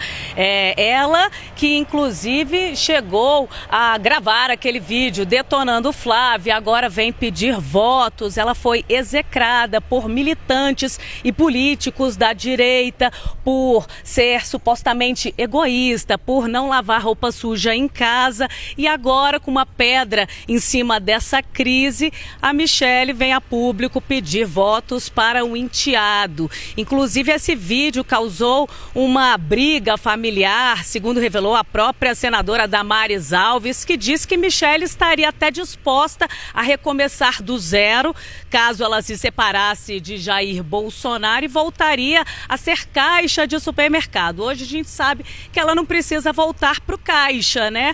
Porque ela já acumula ali 4.400.000 reais de patrimônio, conforme ela declarou para o Tribunal Superior Eleitoral. Então agora a gente vê ali Michele alinhada ao enteado e pedindo votos. Agora, com relação a São Paulo, a disputa lá está bem acirrada, né?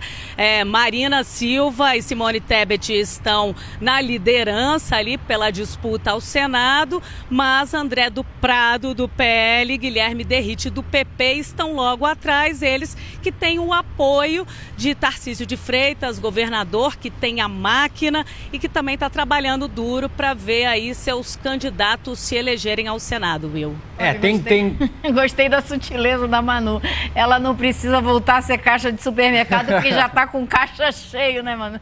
Tem uma diferença aqui em São Paulo que eu queria destacar, é que tem 3 candidatos da extrema-direita que estão fazendo a disputa do voto. Por isso eu acho que corre o risco de uma das líderes das pesquisas aqui, a Simone ou a Marina, levarem aqui em São Paulo, porque vai haver uma divisão de votos. Tem o Ricardo Salles disputando junto com o André do Prado, ex-presidente da Assembleia, e também com o Guilherme Derrite. Então, nesse caso, a estratégia parece que não foi inteligente aqui em São Paulo, né? Vão dividir os votos, o que pode fazer com que uma das ministras, e aí, voto fechadinho, né? De quem vota na Marina, como a própria Simone falou, vota na Simone, fecham o voto e pelo menos uma delas garante aí a eleição. E também isso passa pelo fato de a extrema-direita não ter amarrado bem os seus palanques nos estados. Enquanto o PT fez a lição de casa estado por estado, a gente tem o caso do Rio Grande do Sul, onde retirou candidatura para apoiar o PDT. A gente tem o caso aqui de São Paulo, que estudou muito bem quem sai a governador, quem sai ao Senado, né? A direita aqui em São Paulo, Manu, você citou aí, tem o Derrite da direita, tem o André do Prado da direita. Se fosse só esses dois contra as duas, poderia ficar meio difícil para Simone Tebet e para Marina, porque o Tarcísio tende a puxar os candidatos dele do Senado para cima. Só que o Ricardo Salles, que foi largado no meio do caminho, tem uma briga com a família Bolsonaro, ele se considera abandonado, lançou a candidatura e vai ter pelo menos 10, 15% dos votos, que ele, na última eleição para deputado, ele teve quase 1 milhão de votos. Ele foi muito bem votado como deputado, ele tem a base. Então essa divisão pode favorecer realmente a Simone Tebet, a Marina, talvez até as duas, mas pelo menos uma delas. E no Paraná, só para citar aqui também, pode acontecer a mesma coisa. A Gleisi Hoffmann é candidata e as pesquisas mostram que tem um candidato da direita forte e depois tem outros 2 ou 3 brigando, e aí a Gleisi é o nome da esquerda que, com essa divisão, pode ter pelo menos uma chance, que seria uma grande surpresa, se eleger senadora num estado tão conservador como é o Paraná. Tem um candidato à direita forte que não vai poder concorrer, né? O Deltan Dallagnol é candidato lá no Paraná, mas está subjúdice, mas não vai concorrer porque está inelegível. Então, esse aí já vai acabar rodando. Eu ontem também conversei com o Patrus Ananias, deputado federal, candidato do PT ao governo de Minas, sobre a situação da disputa lá, que até o finalzinho, até o fechamento das chapas estava muito indefinido. Vamos ouvir o que o Patrus me disse. Minas Gerais é o estado mais semelhante à nossa grande e querida pátria brasileira. Minas Gerais tem conversa com todas as regiões do nosso país e por isso é fundamental. E nós vamos trabalhar com muita dedicação para fazer Lula presidente e vitorioso em Minas. E para nós também ganharmos em Minas, para bem ajudarmos Lula a bem governar o nosso país. Minas foi o último estado que o presidente Lula conseguiu fechar ali qual era a situação da chapa, né? Foi complicadíssimo, foi até a última hora, mas no fim das contas acho que foi uma boa solução para o PT ter uma chapa boa em Minas. Se Patrus pode ser eleito ou não, ninguém sabe. Cleitinho é o grande nome, está muito na frente, mas Cleitinho disse que vai ficar neutro. Então isso para o PT já foi maravilhoso, já deixou uma chance muito maior de fazer uma boa eleição lá. E como vocês falaram, no Sul é uma complicação, o Espiridião Amin vai sair, mas está brigado com a Carol Detone, que resolveu que ela era candidata. Foi uma confusão danada, mostrando o que é importante disso. A incapacidade do Flávio Bolsonaro como articulador político da extrema-direita. Não conseguiu fechar acordos, fechar conchavos, fechar entendimentos em quase lugar nenhum. Então ele vai pagar um preço caro por isso aí. Manu. Ontem, no debate que teve da Band, Elô, não sei se acompanhou, o Cleitinho até saiu de cima do muro. Disse que vai apoiar Flávio Bolsonaro, mas caso o presidente Lula seja eleito, ele vai ter um diálogo aberto com o petista, porque é determinante que o governador de um estado tenha boas relações com o chefe de estado. Então ele já saindo ali um pouco de cima do muro. Agora o Patrus, ele está numa disputa ali do segundo lugar com o Alexandre Calil, né? O Calil está com 12%, o Patrus Ananias está com 10%, mais ou menos tecnicamente empatado, então não vai ser uma disputa fácil em Minas Gerais, que é um colégio eleitoral decisivo e muito importante para decidir as eleições, né? É isso, Manu. Muito obrigado pela participação. Vamos falar muito ainda. Comecinho do jogo das eleições. E a gente vai ter muito assunto para comentar nesses próximos 2 meses, Manu. Um grande beijo para você. A gente se vê amanhã. Beijo e ótima semana. Obrigado. Vem aí. Vocês acharam que ele não vinha hoje? Ele vem todo dia agora, irmão. Ele não tem escolha. Paulo Motorim, direto de Brasília. Bom dia, Motorim, tudo bem? Não vamos falar de futebol, tá, Motorim? A gente fechou um acordo aqui, eu, o Rodrigo Elô. É um assunto que a gente não trata hoje, tá? Mais ou menos que nem na Bahia, ninguém fala do Master, candidatura, né? Futebol é o ópio do povo, não tem interesse. Quem gosta? Palhaçada. Bom dia, Will, Elô, Rodrigo. Eu gosto de curling, esporte de gelo, saudade Olimpíada de Inverno.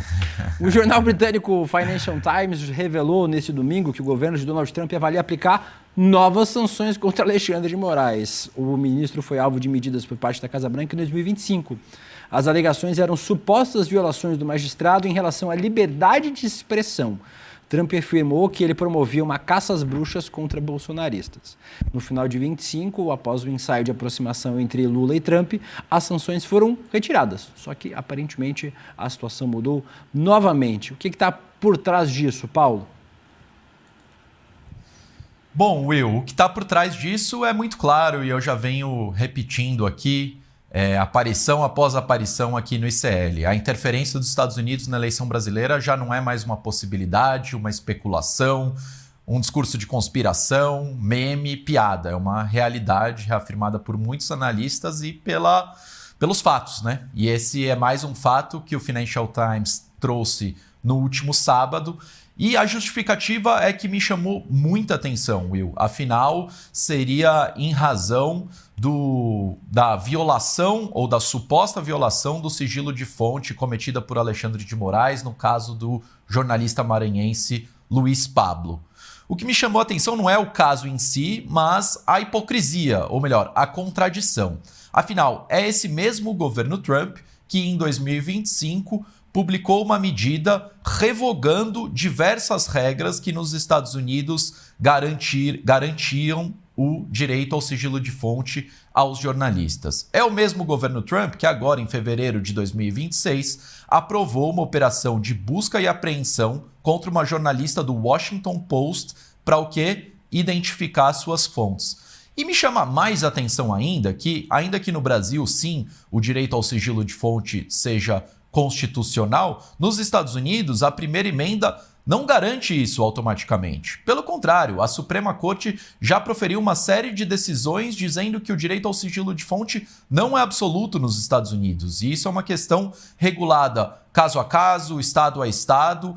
Então, a motivação do Trump para supostamente aplicar essas novas sanções ao Alexandre de Moraes não são pétreas, não são firmes nem no país dele, nem nos Estados Unidos. E, enfim, não é só a questão do sigilo de fonte que o Trump desrespeita nos Estados Unidos. A gente teve diversos casos de limitação ao trabalho da imprensa. Vou destacar só um deles que para mim é um dos mais absurdos, mas a Associated Press, né, a AP, que é uma das principais agências de notícias do mundo, teve a sua credencial caçada na Casa Branca depois de ter se recusado a chamar o Golfo do México de Golfo da América, como queria o Donald Trump. O programa Voice of America, que é equivalente à nossa Voz do Brasil aqui, portanto, um boletim de notícias completamente insuspeito de ser esquerdista, ideológico, extremamente factual, né, importante para disseminar informação pública, foi encerrado pelo Donald Trump e Paulo, dia após dia... Desculpa te cortar, a gente tem a arte, só para ficar mais fácil de entender isso que você está falando, a gente tem uma arte mostrando tudo isso aí, ó. Associated Press, Trump restringiu o acesso da AP à Casa Branca e ao Air Force One, porque a agência se recusou a chamar o Golfo do México de Golfo da América. O Washington Post, em janeiro de 26, o FBI vasculhou a casa da repórter Hannah Nathanson.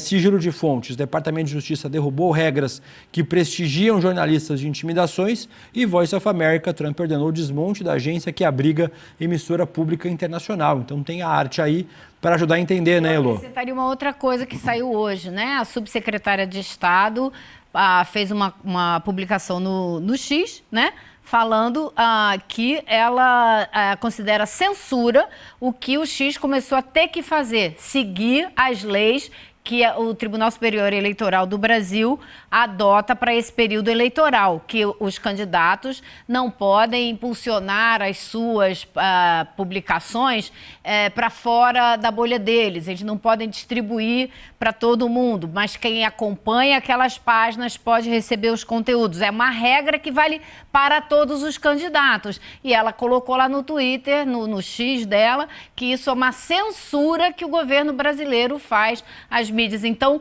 continua esse ataque aí, Motorinho. Exatamente. Bom, e achar que o X, né, o antigo Twitter, tem alguma capacidade ou alguma intenção de fortalecer o Tribunal Superior Eleitoral, a democracia brasileira, é não conhecer quem é a empresa e quem é o dono da empresa. Essa é a empresa do Elon Musk. Então, se a Sarah Rogers, né, que é essa subsecretária do Departamento de Estado dos Estados Unidos, publicou isso, é uma ofensa à nossa inteligência. Ela está achando que então, né, o X está compactuando com o Xandão, está compactuando com eles chamam de complexo industrial de censura no Brasil. É uma alucinação, é uma viagem, é uma hipocrisia, mas que acaba convencendo algumas pessoas, né? Eu vi jornalistas, um jornalista de um grande site brasileiro, dizendo, chama muito a atenção que esse caso do sigilo de fonte esteja sendo punido ou contestado antes por uma nação estrangeira do que pelo nosso próprio país. É uma inocência, é uma subserviência e é um viralatismo inacreditável, né? A ação do Trump contra o Brasil, essa possibilidade de nova sanção contra o Alexandre de Moraes, não tem nada de compromisso com jornalismo, compromisso com sigilo de fonte. Isso é o compromisso que ele tem em interferir nas eleições brasileiras e fazer com que o Flávio Bolsonaro ganhe eleição. É o primeiro ato de campanha oficial do Trump.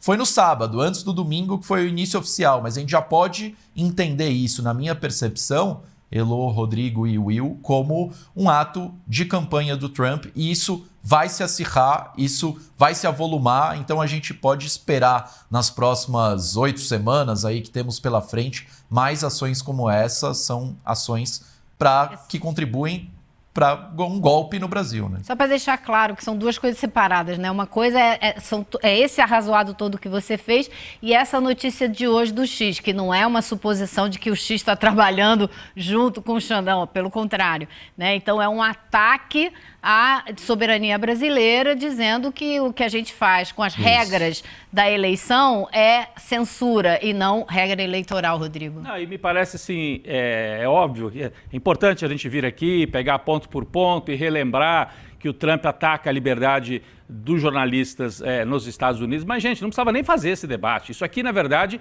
é campanha eleitoral e é reforço de convicção.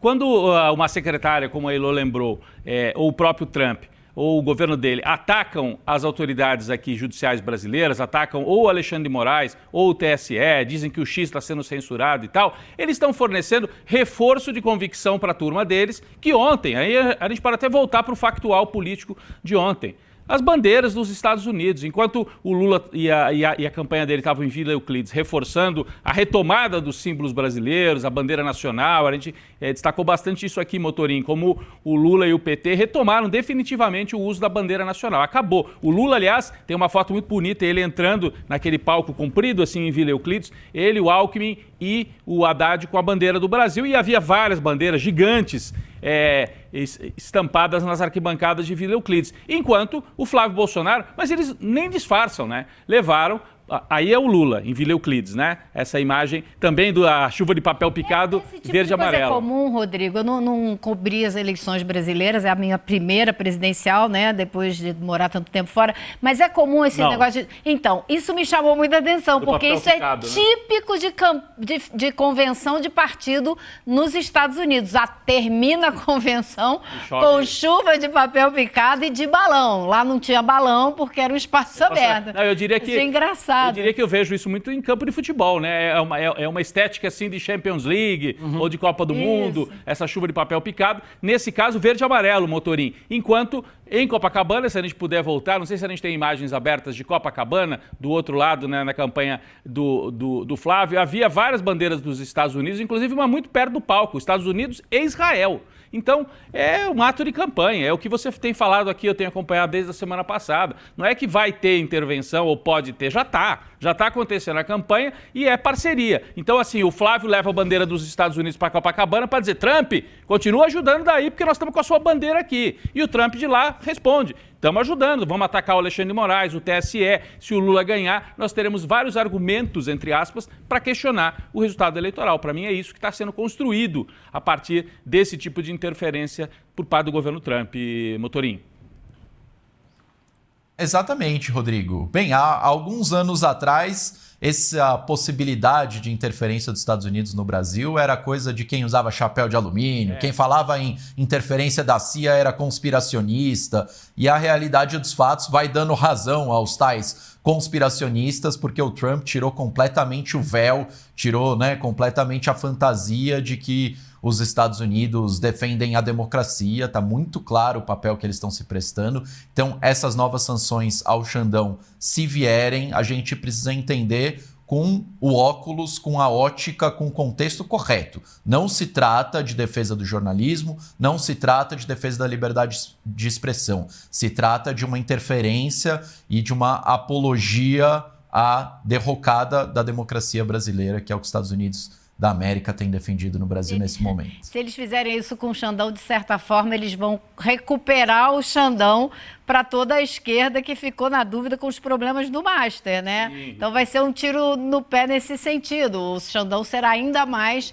abraçado e protegido pelos discursos de ser vítima da interferência direta dos Estados Unidos na nossa democracia. Né? Você repara como reapareceram também, ressurgiram, além dos ataques ao Alexandre de Moraes, coordenados de Washington para cá, mas apoiados pelos bolsonaristas, reapareceram os ataques ao Flávio Dino. Voltaram a circular vídeos antigos, inclusive.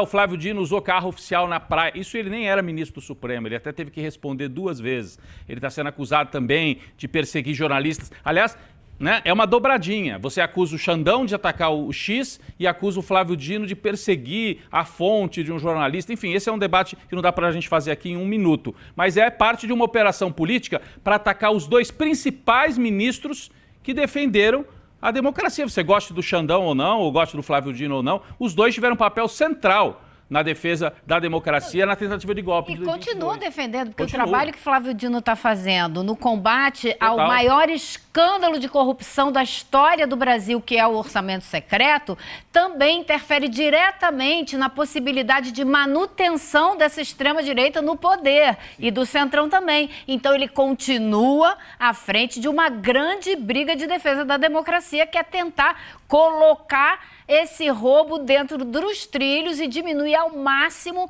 essa evasão de dinheiro que impede o Brasil de fazer obra de saneamento básico, de investir mais na educação, de investir mais na saúde, de salvar as nossas universidades que estão à míngua e por aí vai.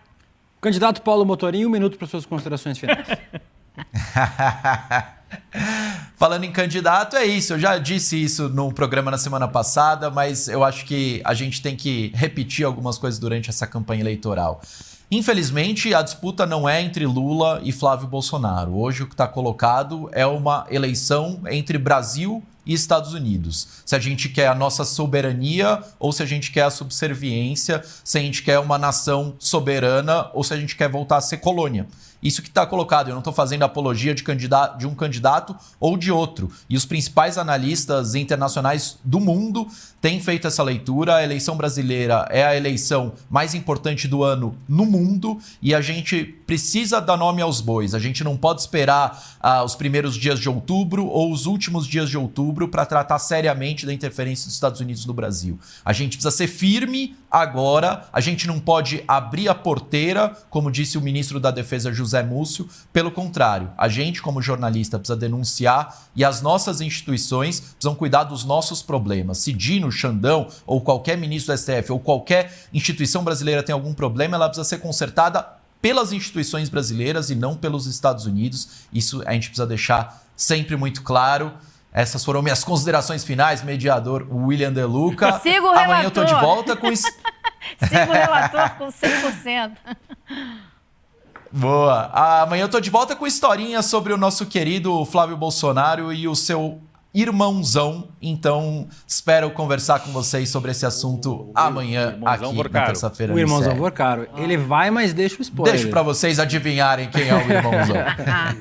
Muito obrigado, Motorinho. Grande abraço para você. Até amanhã. Valeu, gente. Até amanhã.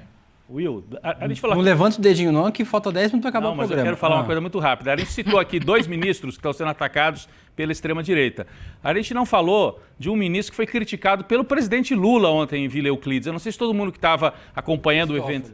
Rapaz, o Lula não citou o nome, mas ele deu uma lapada na cara do Toffoli, porque ele simplesmente disse, na ditadura, aqui, né, na época das greves, o Romeu Tuma, que era delegado da Federal, permitiu que eu fosse ao enterro, ao velório da minha mãe, e permitia que eu visitasse a minha mãe, porque ela estava doente, isso em 1980, e na democracia, um ministro que eu indiquei não permitiu que eu fosse ao enterro do meu irmão Vavá. Ele disse, isso mostra que o caráter das pessoas não se mede pela época política. Ele quis dizer, o Tuma era da ditadura, mas tinha mais caráter pessoal do que o Toffoli. Eu acho curioso porque tem muita gente ainda nas comunidades aí de esquerda que defende o Dias Toffoli. É impressionante. Foi uma cacetada, assim, sem precedentes. Foi, ele ainda disse que o Tuma não só deixou ele ir no velório, como todo dia... Deixava visitar a mãe. Na surdina, deixava ele sair, tipo, 10 da noite do presídio para visitar a mãe, porque a mãe nunca soube que ele estava preso. Ela morreu sem saber que ele estava preso, graças ao Romeu Tuma. Essa é uma mágoa que o presidente Lula jamais perdoará. Isso aí. Com razão. Desculpa, com razão. Deixa eu aproveitar para falar um pouco sobre o El Niño. A Defesa Civil e o Ministério da Saúde fizeram um alerta para os efeitos da intensificação do El Niño no Brasil. A previsão é de tardes... tristeza. Tardes cada vez mais quentes e secas em grande parte do país, com calor extremo e baixa umidade, exigindo cuidados redobrados. Então tá aí na tela para vocês o alerta da Defesa Civil falando sobre como o El Niño vai tornar as nossas tardes mais quentes, para o meu desespero.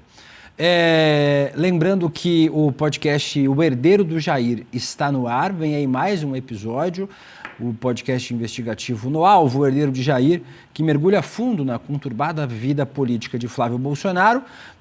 Quem já conferiu aí o episódio da estreia na semana passada, comenta no chat para eu ver aqui. No segundo episódio, a Juliana Dalpiva investiga as relações e intenções do político com a milícia carioca. Tem pouquinha relação, né? No episódio que vai ao ar hoje, meio-dia, você pode escutar de graça usando o link icl.com.br/podcast, Rodrigo. Segredos da viúva, deve ser a viúva do miliciano, eu imagino, né? Porque o Adriano da Nóbrega era muito próximo do Flávio e a esposa dele e a mãe, se não me engano, trabalharam no gabinete do Flávio Bolsonaro na Alerj. Então, os segredos da viúva, eu imagino que seja isso.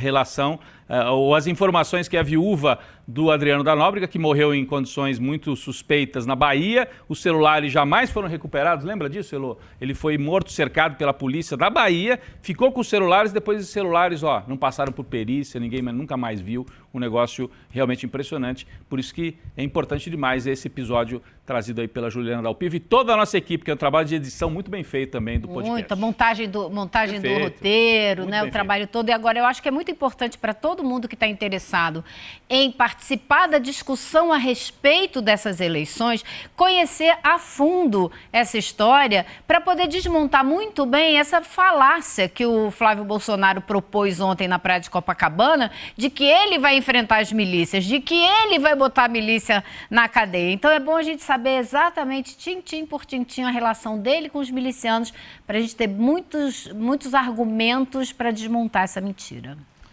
Vamos acompanhar hoje, meio-dia, depois do que, Rodrigo? Do grande programa Rolê ICL, que vai comentar muito a eleição. Agora é que nem a Cher, que nem a Madonna, não tem sobrenome, é só Rolê agora. É o programa Rolê, que passa no ICL. Passa no ICL. Eu sou aquele cara que chama o programa tudo errado. Mas já ir para entrar no clima do rolê, é mas isso? Você falou o nome, já tá você tá falando que meu programa... Não, errado, Rodrigo. Gente, a gente aprendeu que o engajamento é que o importa. Se falou certo, falou Rodrigo errado, o problema é que eu chamei errado, mas é o clima do rolê. Não, é ainda criticou meu programa. Corrige no ar, faz a correção no ar, Will. O programa ao vivo, o programa ao vivo, dinâmico. Hoje à noite tem, sem erros, Chico Pinheiro entrevista. O convidado é o Cláudio Couto, cientista e comunicador político, ele que é professor da FGV, coloca o conhecimento produzido no meio acadêmico no seu canal no YouTube. Fora da política não há salvação. Vamos ver um trechinho desse bate-papo. Uma coisa que eu acho muito preocupante é o tipo de discurso, por exemplo, que a Michele Bolsonaro já fez várias vezes e que o Flávio Bolsonaro copiou recentemente, que é aquele de dizer que o que está em jogo nessa eleição, e na política, portanto, é a disputa do bem contra o mal. Isso não é a democracia. Mas é o Armagedon veio lá da época do Reagan, né? Que começou com essa teoria do Armagedon, do fim do mundo, as forças do bem contra as forças do mal. Mas nesse caso eu acho que tem uma característica diferente, porque é lidar com a política numa chave religiosa de tal monta, e aí pegando o discurso da Michelle, ela fala, o que temos aqui é uma guerra espiritual, né? É um conflito, né, de potestades. É disso que ela está falando. Ou seja, ela está dizendo o seguinte, nós estamos com Deus, eles estão com o diabo. Quando você transforma o seu adversário político no diabo, não dá mais para ter jogo democrático. Aí você tem que matar o diabo. É lógico. O que ele falou? Temos aí, então, Chico Pinheiro entrevista, hoje a partir das 6h30, logo depois do N2. Rodrigo vem no N2 hoje ou quando você vem de manhã tem folga à noite? Eu venho para o ICL urgente. Para o ICL urgente. N2, não. Então tá bom. Para você receber os conteúdos do Chico, icl.com.br/Chico. Fechamos nossa enquete lá no nosso canal. Um fato novo, Rodrigo. Influenciamos. Essa enquete aqui é zero imparcial. A gente sempre influencia, mas vocês estão certos dessa vez. Ou simplesmente a sua opinião é muito próxima popular da opinião da maioria do nosso chat. O que eu vou fazer? O cara é popular, sim. Estamos dialogando com as massas. É verdade. Um fato novo pode virar o jogo aí pro Flávio Bolsonaro. Daqui a pouquinho, agora na sequência, vamos falar mais sobre os atos de campanha. O debate ontem em Minas Gerais, eleição com polêmica envolvendo Zé Dirceu. Como assim? Zé Dirceu e a banda Legião Urbana? Explica pra gente, Roberta Garcia e Lucas Rocha, daqui a pouquinho no ICL Rádio News. Logo depois vem ela, minha Dedeca Sapeca, Débora Maganha, no Mercado Investimento, comentando o início da campanha eleitoral também, analisando os dados do IBCBR e as projeções do... Também esteve ontem. Em Vila Euclides com a gente. Economia também é um assunto importante demais dessas super eleições. Importante ela ter. Débora Maganha acompanhou de pertinho. E na sequência, o Rodrigo já falou, tem ele, no caso eu, o William De Luca no programa Rolê ICL, The Last Dance. Olha, mandaram nossa thumb hoje. Parabéns, você chamou como Rolê ICL, você acabou de chamar. Rodrigo, o meu único compromisso é com o erro. O rolê daqui a pouco no canal De Luca. The Last Dance of Lula, presidente Lula aí fazendo sua Last Dance, última campanha do Lula. Vamos falar bastante sobre a campanha, vamos falar sobre o patrimônio. Vocês viram que o Pablo Marçal aumentou 83 vezes o patrimônio, mas teve um cara que ganhou, Rodrigo. Um candidato, ele declarou patrimônio de R$1 quadrilhão. É claro, estava errado, né? Mas a gente vai falar sobre isso daqui a pouco, sobre os patrimônios. Muito patrimônio alto aí, muito patrimônio alto porque a pessoa digitou errado. Vamos falar daqui a pouquinho no programa Rolê a partir das 11 horas. Eu e Guga Noblar. Dito isso, beijo, Lô Vilela, até amanhã. Até amanhã. Beijo, Rodrigo, até quinta-feira? Até quinta-feira. Quinta-feira, Rodrigo volta. Amanhã é o Chico só? Não, amanhã é Panúzio. Não, Chico Sá. O Panúzio tá de férias, Chico Sá. Ah, então é Panúzio. Não, é Chico Sá, perdão. Vem amanhã aí que você vai ver que vai ter alguém sentado aqui, alguém sempre espetacular. A gente volta amanhã a partir das 8 horas da manhã. Beijo. Valeu. Tchau. Tchau. Em 2024 e 2025, mais de 4 mil pessoas lotaram essa casa para assistir o Despertar, o evento que o ICL faz todos os anos com os maiores influenciadores, pensadores, intelectuais e seres humanos que inspiram milhões de pessoas no mundo inteiro. Esse ano vai ser ainda maior e a gente queria convidar você para fazer parte. E vem, 19 e 20 de setembro, tá junto com a gente, compartilhar essa energia e construir um mundo muito melhor. No ICL, o conhecimento transforma realidades. São mais de 300 cursos com alguns dos maiores nomes do Brasil, em economia, política, filosofia, história, finanças pessoais, autoconhecimento e muito mais. Aqui, cada aluno faz parte de um projeto único, 100% independente e financiado pelos próprios estudantes. É graças a quem se torna aluno que o ICL existe e o jornalismo livre chega até você. Se inscreva agora em icl.com.br e torne-se aluno. Estude, apoie e faça parte da revolução do conhecimento.